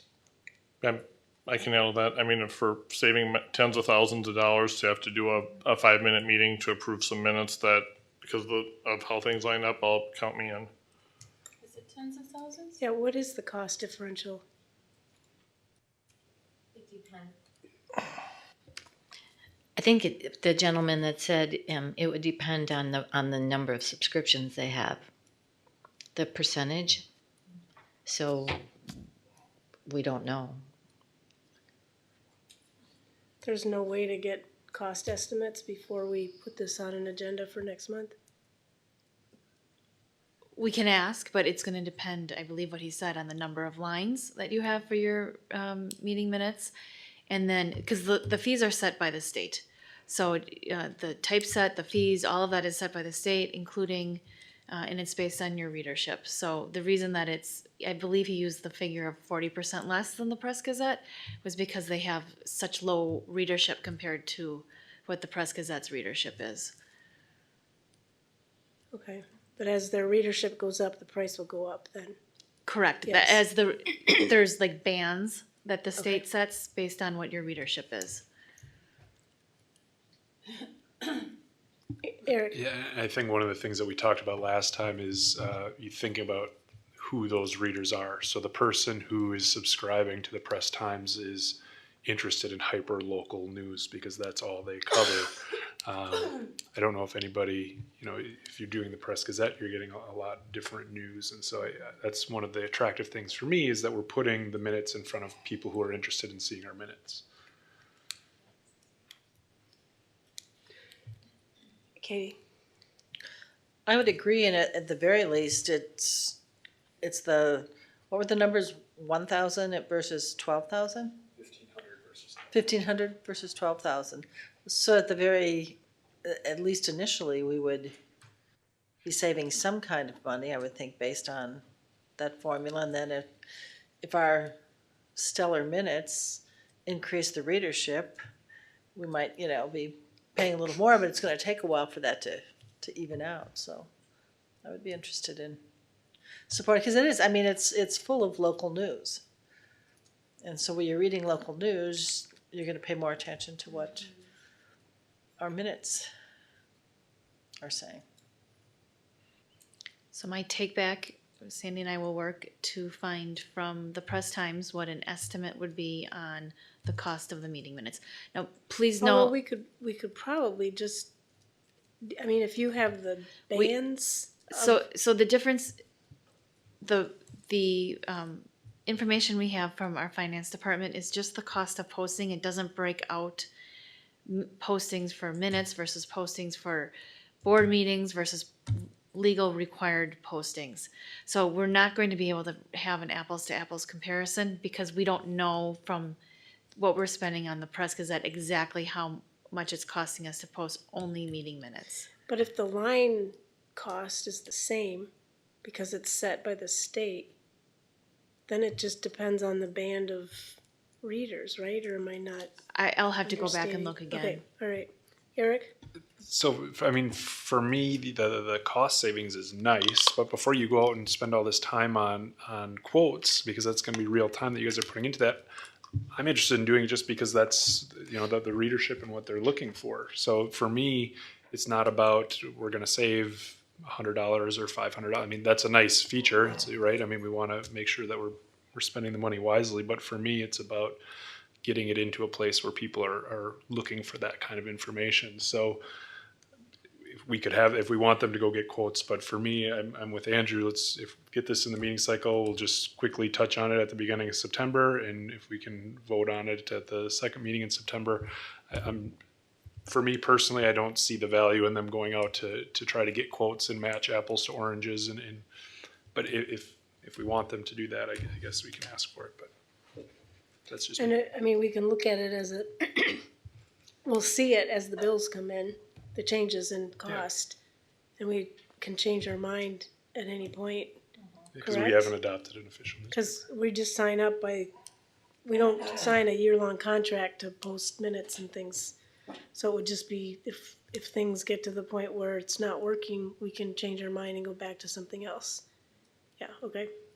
So I agree. I don't think we need to spend a lot of time pricing out things because we know it's going to save money. Yeah, my only question would be, where are we going to post budget stuff? What newspaper are you wanting to use to post those kind of things? What do you mean by budget stuff? The budget itself or the posting of the meetings? So we have annual legal notices we're required to post, and one of them is the budget notices and the posting of the budget. We post the actual. I believe there's a one-page document that we post. I know business handles that part, so I'm not exactly sure. And the other legal notices, like our child find, there's a number of legal notices we're required to post as Class 1 legal notices. So where would you like those Class 1 legal notices in the budget notices? Andrew?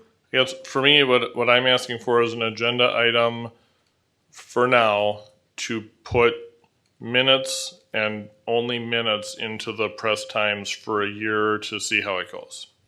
Yeah. Eric? I would take that one step further and say that anything that isn't time sensitive, that's prohibited because it's a weekly newspaper, I would push for all of that to get posted in the Press Times. As long as it doesn't, isn't a barrier because it's only printed once a week. I'm thinking that to make Sandy's life easier that we make it simple for now and say minutes and then everything else. Otherwise, she's gonna have to be continually asking probably me what to do with this notice, that notice, things Well- like that. So I'm just looking at it as an efficiency piece too. Right, but could you look at it the other way and say the only thing you post in the Press Gazette is meetings? Everything else gets published in the Press Times? Do those legal things are time sensitive sometimes though too, like referendum announcements. There are things that have to be posted by certain dates, I see. right? I mean, I know the referendum announcements for sure, very much, and the budget is too, and so yeah, I'm just a little concerned with Sure. the weekly thing with having. Then we're trying to. I'd rather just be consistent than say, oh, we can meet that deadline, we'll put Not it meet here. that We deadline. can't meet, we'll put it here. That's fair. Those kinds of things. And again, if, I think to make it simpler, we do minutes first, let it ride, see how it's going, see what the cost differentials are and Can always see what the feedback is from the community. I have no idea if people read our minutes in the Press Gazette. And we can change it in Sure. 6 months if we want to, but That's fair. does Baby that steps. sound good to you? Yeah, okay. Thanks, Melissa. So we'll be bringing that for another discussion in September, and then it'll come to our work session, and then we'll vote on it at our regular board meeting. The next item that I have is a draft of a guiding change document. The purpose of a guiding change document is to frame a conversation for the board, in this case, just as a point of reference, Melissa just shared a conversation and an update to the board regarding meeting postings. That was not done in a guiding change document, but it could have been. So that some of the things that came out, she could have, brought it back and talked about the different nuances about options that the board might have to consider moving forward that came out in this conversation. Another way to do that, that staff can do this and bring forward to the board, is through a guiding change document. And this particular document that we're sharing is a result of what has changed in this very room. We've upgraded the technology here in the boardroom. It has provided a single camera record and a wide view of the board table. But then the question is, does the board wish to designate a recorded meeting space as board business space, reserved for board members, staff, ICSC students, and members of the public who come forward to speak before the board, and also then a space outside the recorded area as a public space for the community and media. So what I asked Lori Blakesley, our communications director, to do is to talk about why this decision would be something the board might wish to consider, and in addition to that, what you wouldn't think is acceptable. But again, this is a board document. I can't stress this enough. This is staff coming forward and saying, is this something the board even wishes to undertake? And if so, these are the reasons that you might wish to do so. So I'm going to turn it over to Lori Ann to talk about it. We thought it was also very critically important to do it within the space, to have this first conversation, because I have to share with you, we've actually walked around this space and tried to look at it in terms of a board meeting space. Many boardrooms right now have elevated seating and different spaces that are so designated that it's easy to figure out where to sit and where the media should go. But this space is not that conducive to that. So I'm going to ask Lori to kind of walk through this document.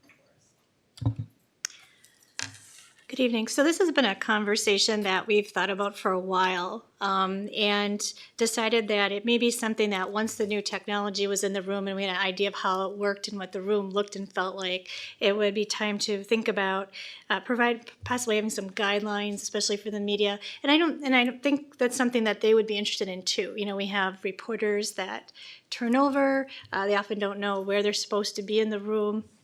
And so I think having some clear understanding of, where it's acceptable to set up a camera, where you may not want a camera set up.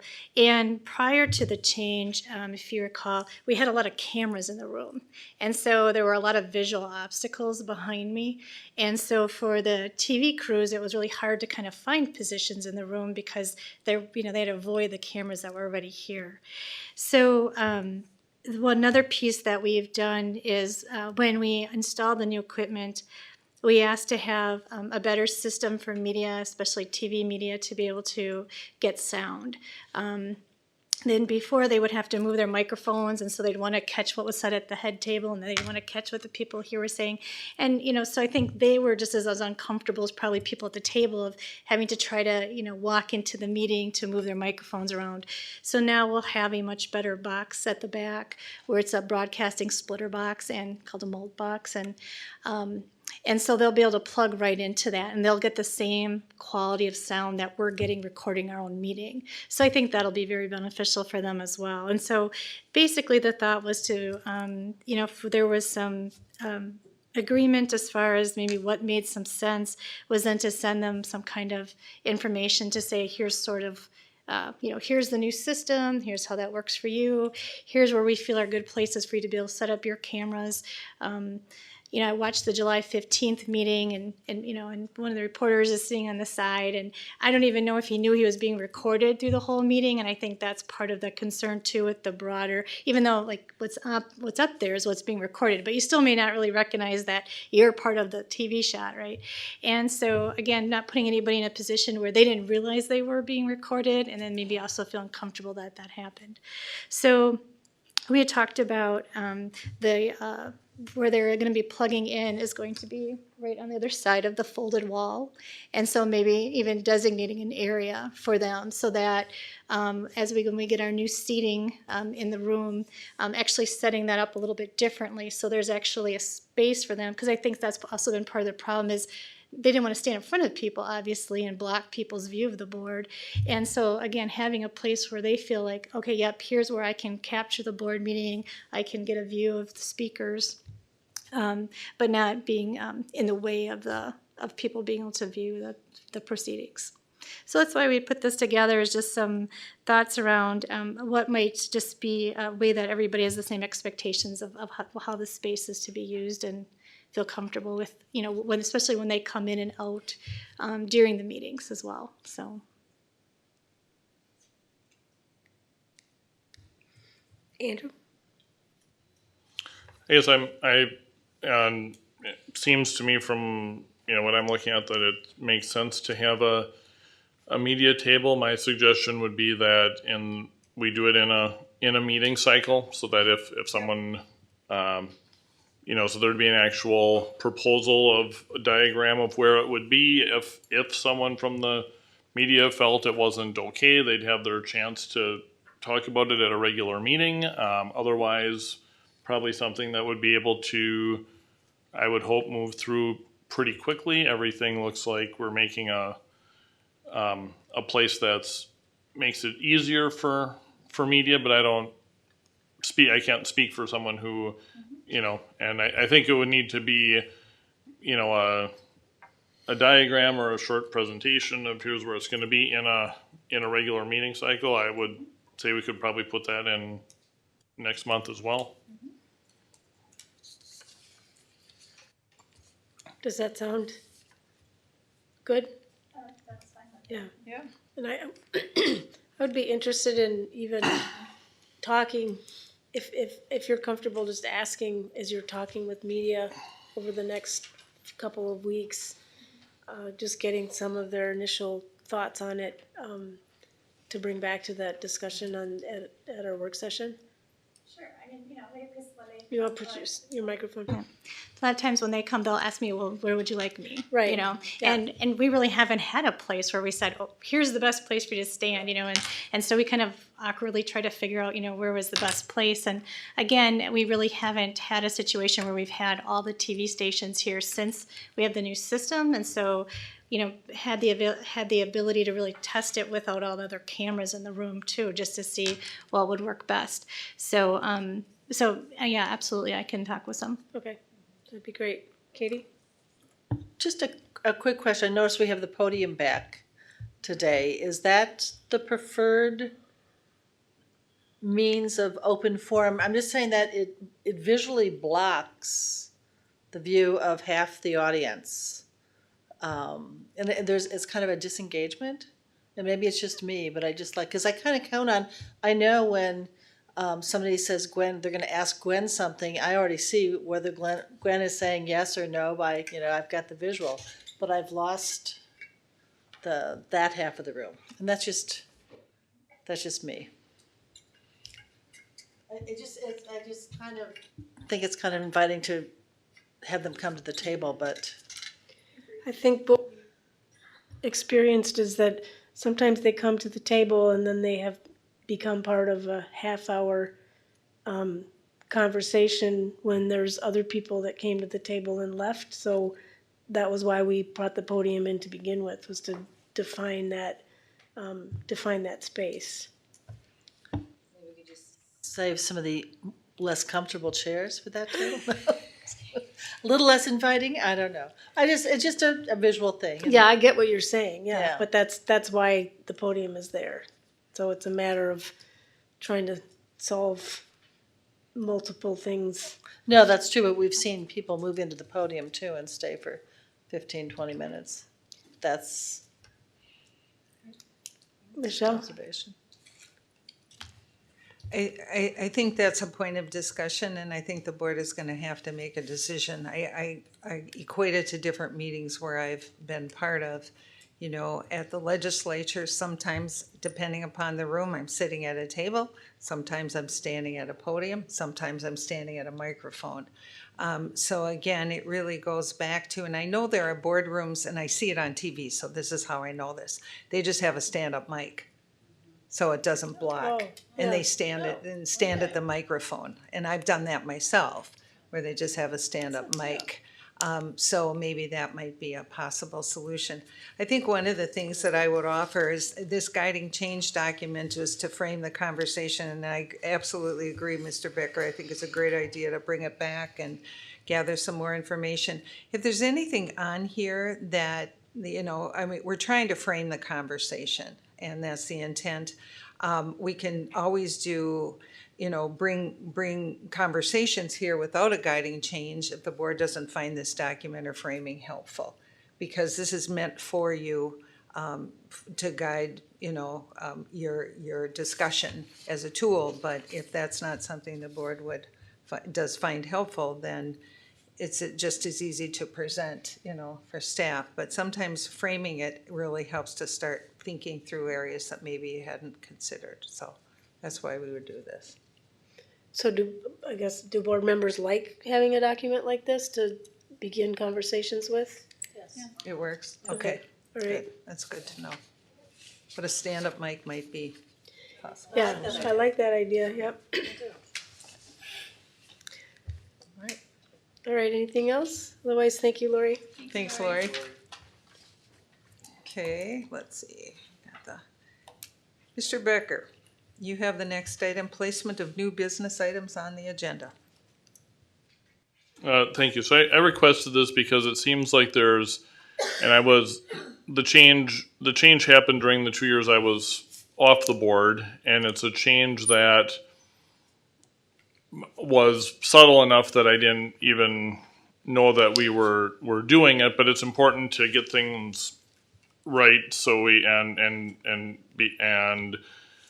whatever, I think there's a few different ways we could do it, but I think we should just make a decision on it.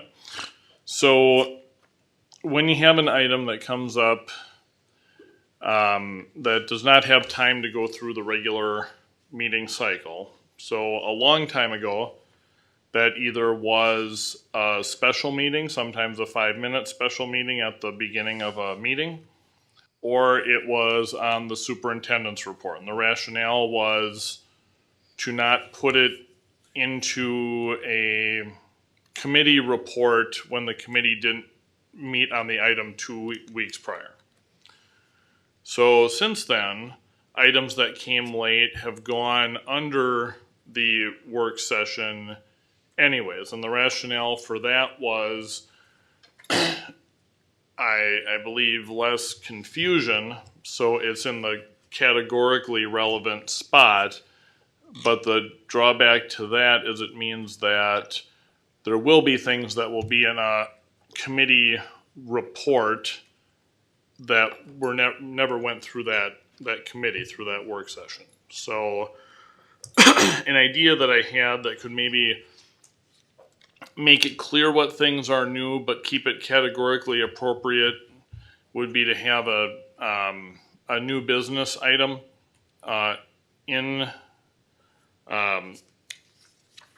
I suppose it could end up in either place, but it, in practical terms, would probably end up in just org support, because very rarely would something time sensitive. And this would be, that way it would be clear what was being added without a committee meeting, and it would also be clear that it's the matters where that happens are routine. It'd be very easy to look and say, oh, yep, here's a roof bid because of when the deadline came through and all that.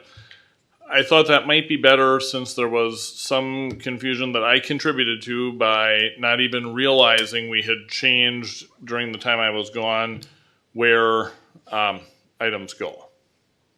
So I would think it would probably be a decision, I guess, decision for the board. It would be probably just a standing rule. Or just a standing process? Well, I don't know. I don't know. Are you saying that it doesn't need a vote, and that we No, would just? I'm not saying that. I'm not saying it doesn't need a vote. Oh, okay. Our board policies might say whether or not it's a board rule that would need a vote, but I think if it's a board rule, it probably should have a vote. But we could, again, that would be something too that I wanted to just get the initial idea out there. Maybe people thought it was terrible and I'm missing something. And then if not, it could probably just go into a meeting cycle as well. Again, that would be the third thing in 5 minutes I suggested adding to the meeting cycle, but these are all probably fairly routine.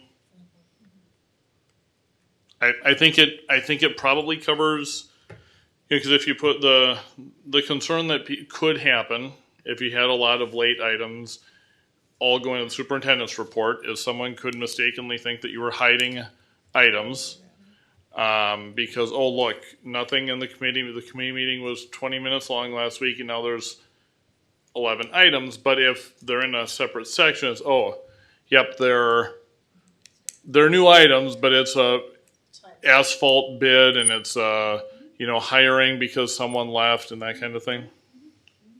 So I guess I would propose that go on to probably organizational support, and we could just vote on it as a internal rule change. Yeah. Okay. Okay. Thank you.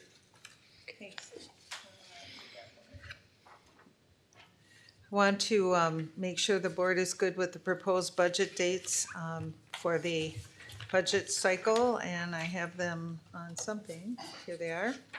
We've got Monday, October 7th for the board deliberation, basically to approve the budget. And that doesn't mean adopt the budget, it means we have the budget, right? So that's Monday, October 7th. And then October 15th is a Tuesday. That would be later, a public engagement session. And then October 21st, which is a Monday at 6 p.m., a public hearing and special board meeting to adopt the budget. Again, to approve to accept the budget on the 7th, and then the 15th, public engagement, and October 21st. Are they all at 6 p.m., Sandy? Can you tell me? No, the 7th is at 4 p.m. So is that it? I think usually we go 4 to 6 with that. So then we'd have to either not have a closed session or count on the closed session after our meeting. Correct. And then the same with sorry, the 15th is also at 6. And then the 21st Is that 6? is at 6. And so what we've done in the past is have that board engagement or adoption of the budget meeting, and then immediately follow will be our regular board meeting. Correct. Okay, But that one we could have the closed session right. at 5. So we can have that closed session. Okay. Right. Any questions on that? Nope. Okay. The last item I have is actually success stories. I was going to have Lori model the cool new app for the community, and I don't know how long that will take. Can you do it relatively quickly? And in the meantime, also just wanted to let you know that Mike Stengel will be starring at 5:45 a.m. tomorrow morning to talk, and it's on WLUK, Good Day Wisconsin. And he'll be talking about the referendum projects. He'll be over at In the Dark at Sullivan, I think. And then we're going to have Amy Fish come on. She'll be on in various shots talking about the volunteers, because we have a lot of great work to do, and a lot of parents and family members and community members wanting to be part of settling our teachers in as we begin a new school year, not only in our schools where there's been referendum projects, but also across the district. So she'll be talking about that as well, and how you can volunteer. So it's exciting tomorrow morning. Be sure to watch that as well. You want to talk about the app? We're excited. Sure. So this has been something that's been on our wish list, to-do list for a couple years. We finally were able to get some time to really get to work on it. So the app is now available. It's very easy to find. It's both for Android and Apple products, so people can either go to a website that's available on our website, or to go to either one of the stores and just put in Green Bay School District, and it'll pop up. The items included on the app were those most often visited or searched for on our website. So there was some intentionality about what were the things that people would find on our app. The app is integrated with our website, so information remains current, such as staff directory. When I first started here, the district did have an app. I don't know if you recall that. And part of the problem with it was it did not link to the website, and so there just was not the capacity in my department to keep both the website and the app current, so this has resolved that issue. One of the reasons we decided to move to an app was we heard, in my department anyway, often from daycares, community members, that they would like to be part of our school messenger notification system for snow days, things like that. And we just do not have the ability to do that. What keeps this school messenger notification system accurate is the fact that it's fed through Infinite Campus with people's addresses and phone numbers. And for us to try to manage something, if people change, because the problem is that by law we cannot send information to phone numbers that we do not have permission for, and so if somebody drops their phone number, doesn't change it, then we could get fined for sending somebody information that they didn't want. So by going to an app system, it eliminates all of those legal issues, and now it's because now you're setting it up and saying, yes, I want the notification. And so you can use the app with or without notifications. You don't have to, have us tap you and tell you something. When you first pull it up, it asks you to sign up for any schools that you would like. You don't have to, but if you do sign up for notifications, you will get the district notifications. And once you sign up for that, you're not bound to it, because you can always go under settings and make changes to schools at that time. You want to, so again, as I mentioned, the district notifications were really to meet those needs for individuals who are asking us, we really want this information immediately. So as we send out those notifications in the morning at 5:30, 5:45 a.m., we'll be pushing these out to the app as well, letting people know it's a snow day or late start. And principals will also have the option to use this, so I'm hoping that we'll see them use it for things such as reminders of parent-teacher conferences and other things that might be important that they would like to get out to their families. And then what's one important piece to know is that you don't want to go and download and say you want notifications from every school, because those, both in the news and the calendar, will pull in every school's information. So be judicious about which ones you pick. And but as you can see from the examples up there, so the first one shows East High School things were pulled into the calendar, so it differentiated. These were East news items versus district news items or calendar items. And then I used a Franklin example of where it pulls both the district news items as well as that school's news items. And that's it. So, but we had 100-some people download it day one, so very excited.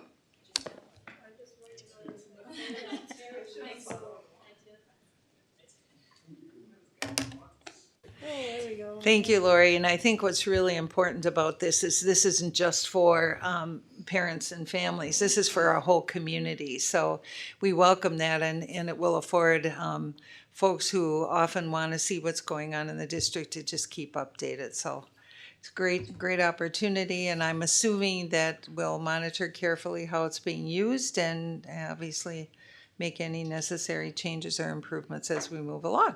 So that finally concludes our report tonight, my report. Thank you very much for all your help with this. All right, let's see. And we have no legal department update. Next is our intercity student council report. I'll turn that over to Hannah and Noah.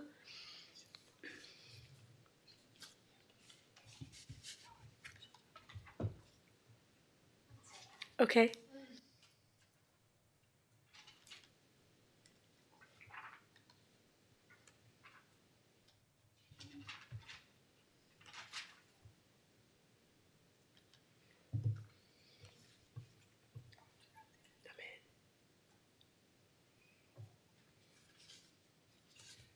Are you having a hard time connecting? Yeah. Oh yeah, we all did. We have to. All right, are we good with going to head to the next, and we'll come back? We'll figure out how to get you online. Okay. Okay. There she goes. Oh, press the mouth that has the sound coming up. Okay, so again, there hasn't been a ton going on this summer since we haven't met since May, but we just had registration. The last registration date is this week for makeups, so that's pretty fun. And then the dress code is currently being discussed, and it has been requested for the September ICSC agenda, which is pretty cool. And other than that, the first football game for all Green Bay District schools is this Thursday. So if you need something to do, go to Prepples. It's going to be fun. Sometimes I go to 2 or 3 in the night. That's pretty much it. Anything else? No. Have we set the ICSC board meetings yet? Okay. Do we have a date for September at least, though? Usually we don't meet till October, do we? Yeah. Oh, okay. It's usually our first meeting, so but it's nice to get those on our calendars because they fill up. Yeah. All right. Oh, Andrew? Yeah, is this the right spot of the board meeting where, like, if someone from the district went to, like, nationals, that we'd say it now, or is that going a different spot? What's for students? It's for students to report out. Right. But did you normally report it here though, or somewhere else? After you mean, okay. All right. Next is district events. If anyone has anything to announce, I know we're all gonna miss Frozen because we have a meeting this week. I will be singing on your behalf. Oh, all right. Let it go. All right, Let good. it go. Yeah. Let them know we're all very sad about that. They didn't consult us when they set the date. Any other district events? All right, and next, board member school visits. We're in the same boat as the ICSC. Not a lot of visits in the summertime. I know I went to the Bridges house is finished, and the woman that was going to be moving in was there, although I was there later than she was there. And the house looks beautiful. Andrew, you had?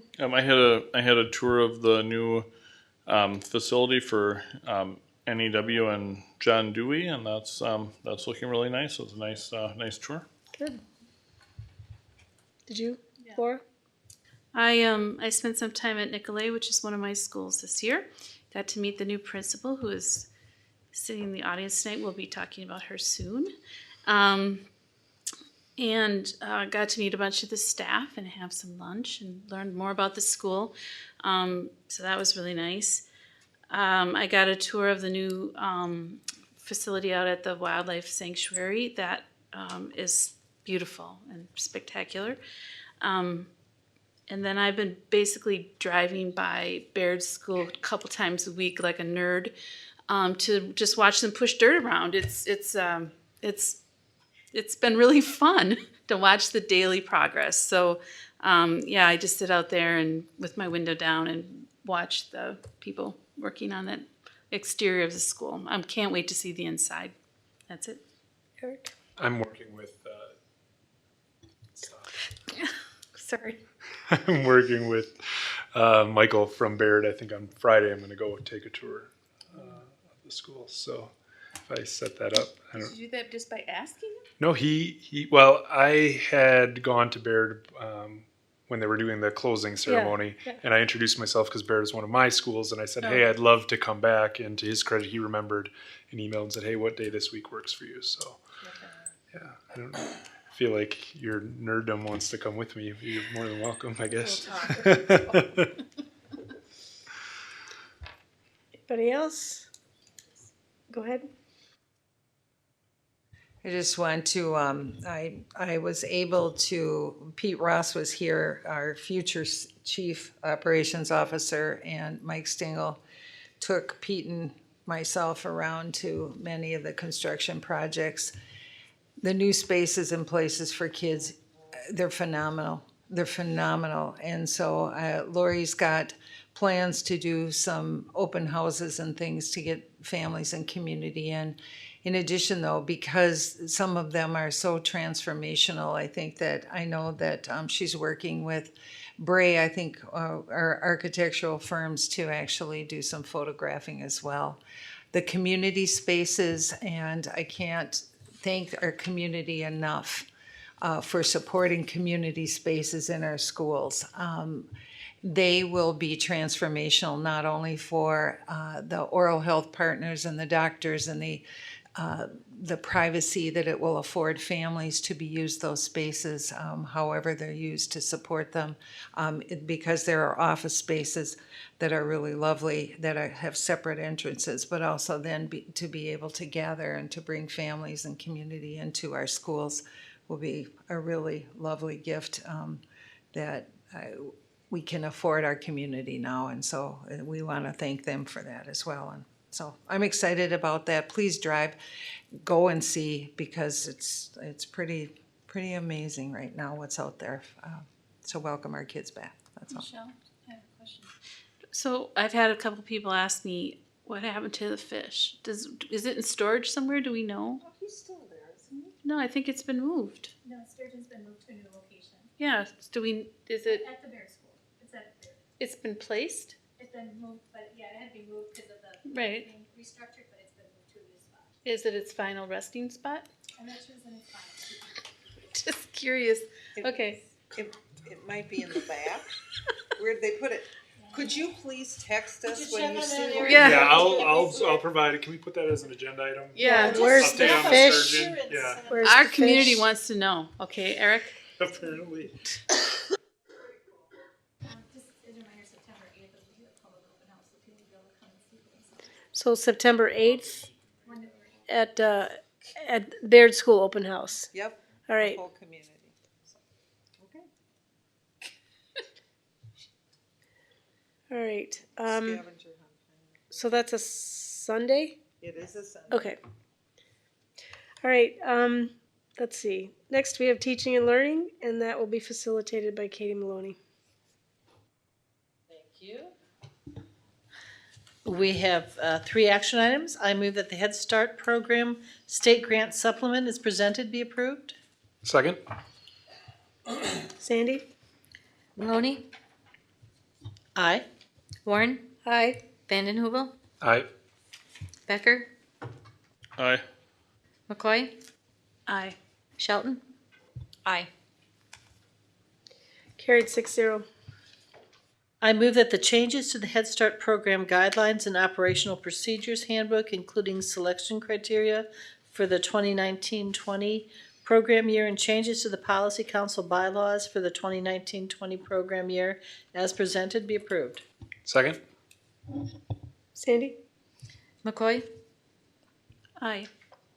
Shelton, Aye. Becker, Aye. Maloney, Aye. Warren, Aye. Vanden Heuvel, Aye. Carried 6-0. I move that the admission and enrollment of students in charter schools policy 433.1 as presented be approved. Second? Sandy? Becker, Aye. Maloney, Aye. Vanden Heuvel, Aye. Shelton, Aye. Warren, Aye. McCoy. Aye. Carried 6-0. And that concludes our report. All right, next is organizational support, and that'll be facilitated by Andrew Becker. I move that the district enter into an agreement with M3 Insurance Solutions, Inc. for the purpose of providing benefit brokerage services to the district as presented be approved. Second. Go ahead. Having had a chance to review the process and be in on a final presentation by M3, I was assured and met the person who is their soon to be their full-time in-house actuary, who is one exam short, which is kind of like the equivalent in education of someone who's ABD. I mean, it's 7 out of the 8 requirements are done. The presence of an actuary and the ability to provide an actuary when asked for without an additional cost is critical, I think, to anyone who's going to be involved in plan design. I don't believe, I believe the motion that was passed for some type of independent actuarial review is not negated by this, but overall they were the strongest presenter for to be the continued benefits broker. Right, Sandy? Warren, Aye. Becker, Aye. McCoy, Aye. Maloney, Aye. Shelton, Aye. Vanden Heuvel. Aye. Carried 6-0. I move that the table of organization be modified to change the Executive Director of Teaching and Learning Elementary 12-month salary group 4 to Executive Director of Teaching and Learning 12-month salary group 3 as presented be approved. Second. Go ahead. No, go ahead. Oh, yeah, that's right. You're in charge. Or Not tonight, not for I'm this, no. No. Go ahead. I can talk. Okay. Thank you. Thank you. These modifications and the next few things coming up really are part of the responsive redesign that we've talked about. We are embedding our Executive Director for Teaching and Learning, Mike Freeze, our secondary, into 2 schools in particular, Franklin Middle School as well as Washington Middle School, really to focus in and align with our continuing improvement and transformational work going on in our schools. We're really excited about it. Of course, we had the proof of concept when Nancy Chartier went in as Executive Director of Teaching and Learning at Eisenhower and saw significant transformation as well. So again, this is all to address those issues and the changes, I guess, not necessarily issues, but really start to transform our work, embed our central office staff in our schools. And I think what's really important is this is just one piece. This responsive redesign is one critical piece of teaching and learning as we move forward, obviously, we've also put into place a number of things between Franklin and Washington, focused in on behavior with the embedding of Dana Hansen from special education and behavior student services. Also, our Be Great Graduate coaches are coming in from the Boys and Girls Club, and we're excited about that, and attendance managers in place. So a lot of things going on. The goal, I think sometimes I was having a conversation with our neighboring superintendent who has 8 schools, and we have 42, soon to be 43. You look at the magnitude, and our goal is to take the work that we learn this next year in particular and really expand it across our district and continue this process of transformation. So just wanted to share that with the folks out there who might not recognize what this is really all about. And I know that the team is sitting back there and ready to do extraordinary continuous work around teaching and learning and ensuring that each child has what they need for success. So thanks for this as well. Okay, I'm done now. All right. Sandy? Shelton? Aye. Maloney? Aye. Warren? Aye. Vandenheuvel? Aye. McCoy? Aye. Becker? Aye. Carried 6-0. I move that the transfer of Nancy Chartier, Executive Director in Teaching and Learning Elementary, to Executive Director of Teaching and Learning at a salary of $122,971, Group 3, prorated as listed, effective August 20th, 2019, as presented, be approved. Second. Sandy? McCoy? Aye. Vandenheuvel? Aye. Becker? Aye. Warren? Aye. Maloney? Shelton? Aye. Carried 6-0.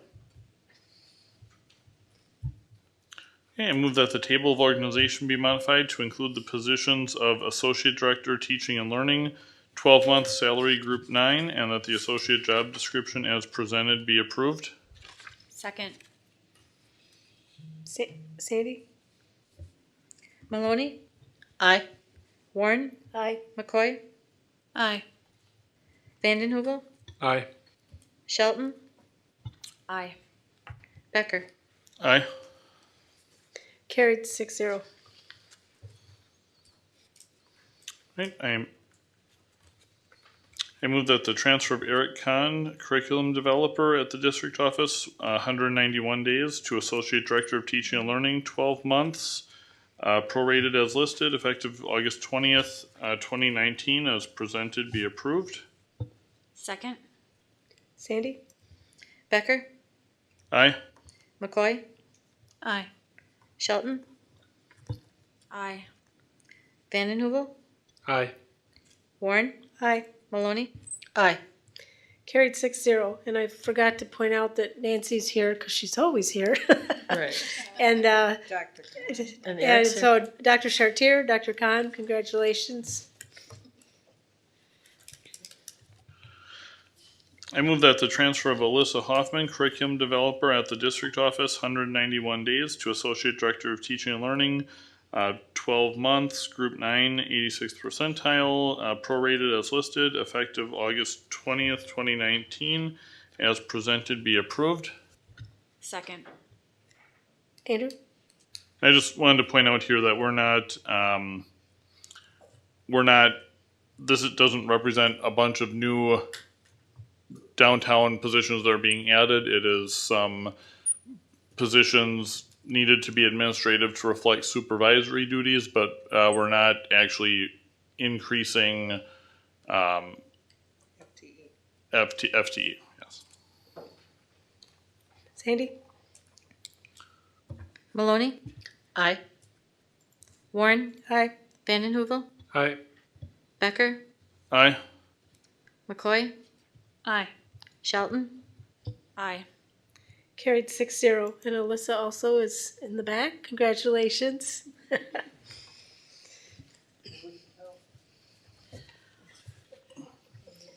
All right, I move that the table of organization be modified to reflect the addition of executive assistant to the executive director of teaching and learning and executive director of teaching and learning secondary, 12 months at the district office at an hourly rate of $28.34 per hour as presented be approved. Second. Sandy? Becker, Aye. Maloney, Aye. Vandenhoevel, Aye. Shelton, Aye. Warren, Aye. McCoy. Aye. Carried 6-0. I move that the transfer of Lavessa Glover Verhagen, level 4 teaching and learning secretary, 12 months, to executive assistant to executive director of teaching and learning and executive director of teaching and learning secondary, 12 months as presented be approved. Second. Sandy? Warren, Aye. Becker, Aye. McCoy, Aye. Maloney, Aye. Shelton, Aye. Vandenhoevel, Aye. Carried 6-0. I move that the employment of Stephanie Matthew as middle and high school activities director, 12 months, at Washington and East as presented be approved. Second. Sandy? Shelton, Aye. Maloney, Aye. Warren, Aye. Vandenhoevel, Aye. McCoy, Aye. Becker, Aye. Carried 6-0. Okay.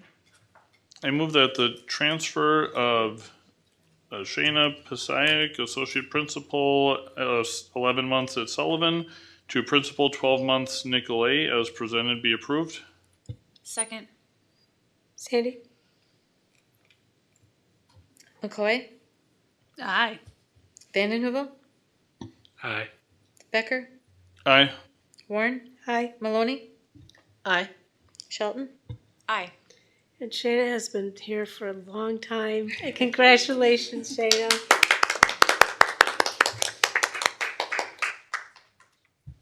Good luck to you in your new position. We're very excited for you. So look forward to lots of good things. Thank you. It's an honor. I move that a 2.44% salary increase for educators retroactive to July 1, 2019 for those who are employed as of August 19, 2019 as presented be approved. Second. Sandy? Maloney, Aye. Warren, Aye.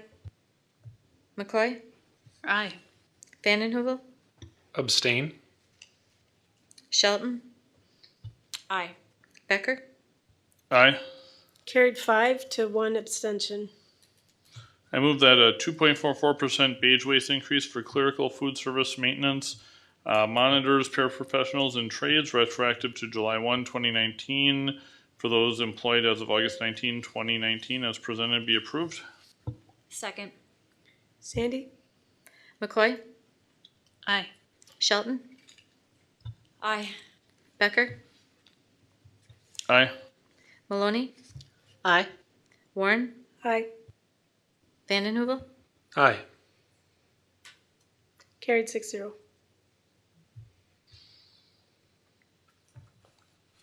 I move that a 2.44% base wage increase for support staff retroactive to July 1, 2019 as listed be approved.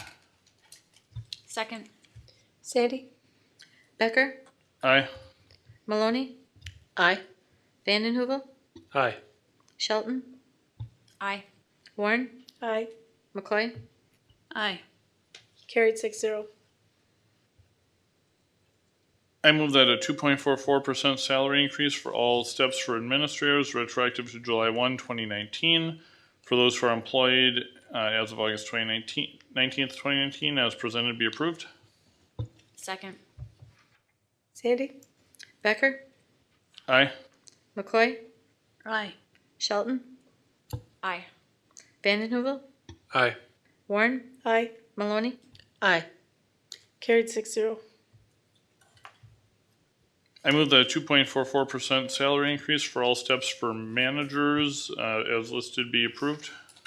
Second. Sandy? Warren, Aye. Becker, Aye. McCoy, Aye. Maloney, Aye. Shelton, Aye. Vanden Heuvel, Aye. Carried 6-0. Move that a 2.44% base wage increase for executive assistants as presented be approved. Second. Sandy? Shelton, Aye. Maloney, Aye. Warren, Aye. Vanden Heuvel, Aye. McCoy, Aye. Becker, Aye. Carried 6-0. So do we not have future agenda items? Is that only at work session that we have that? Or is that in where I thought, just want to make sure I'm not missing it because I missed it once. We talked about it. Did I skip P? Oh. Okay, I move that a 2.44% salary increase for all steps for technical and professional staff as presented be approved. Second. Sandy? Maloney, Aye. Warren, Aye. McCoy, Aye. Vanden Heuvel, Aye. Shelton, Aye. Becker, Aye. Carried 6-0.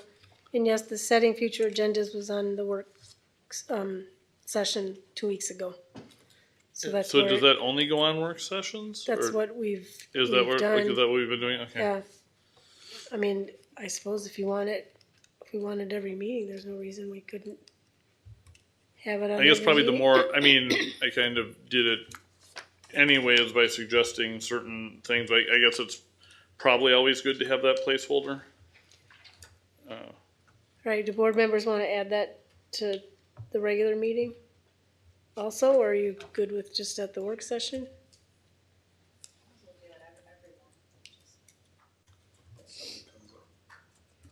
Okay, Not that it's the only mechanism, but it's probably the easiest mechanism to get something in the agenda.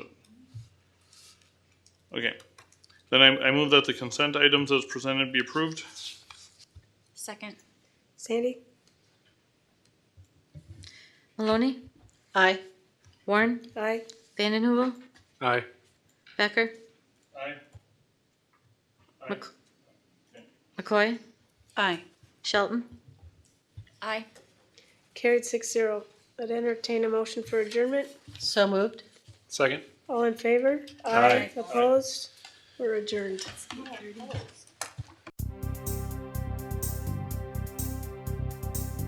You have been watching the Green Bay Area Public School District's Board of Education meeting. Please visit the school district's website, www.gbaps.org,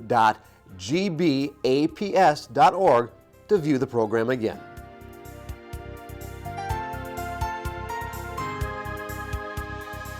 If you cannot fully access the information on this video, please let us know the accessibility issue you are having by calling 920-448-2025 or by email at communications@gbaps.org.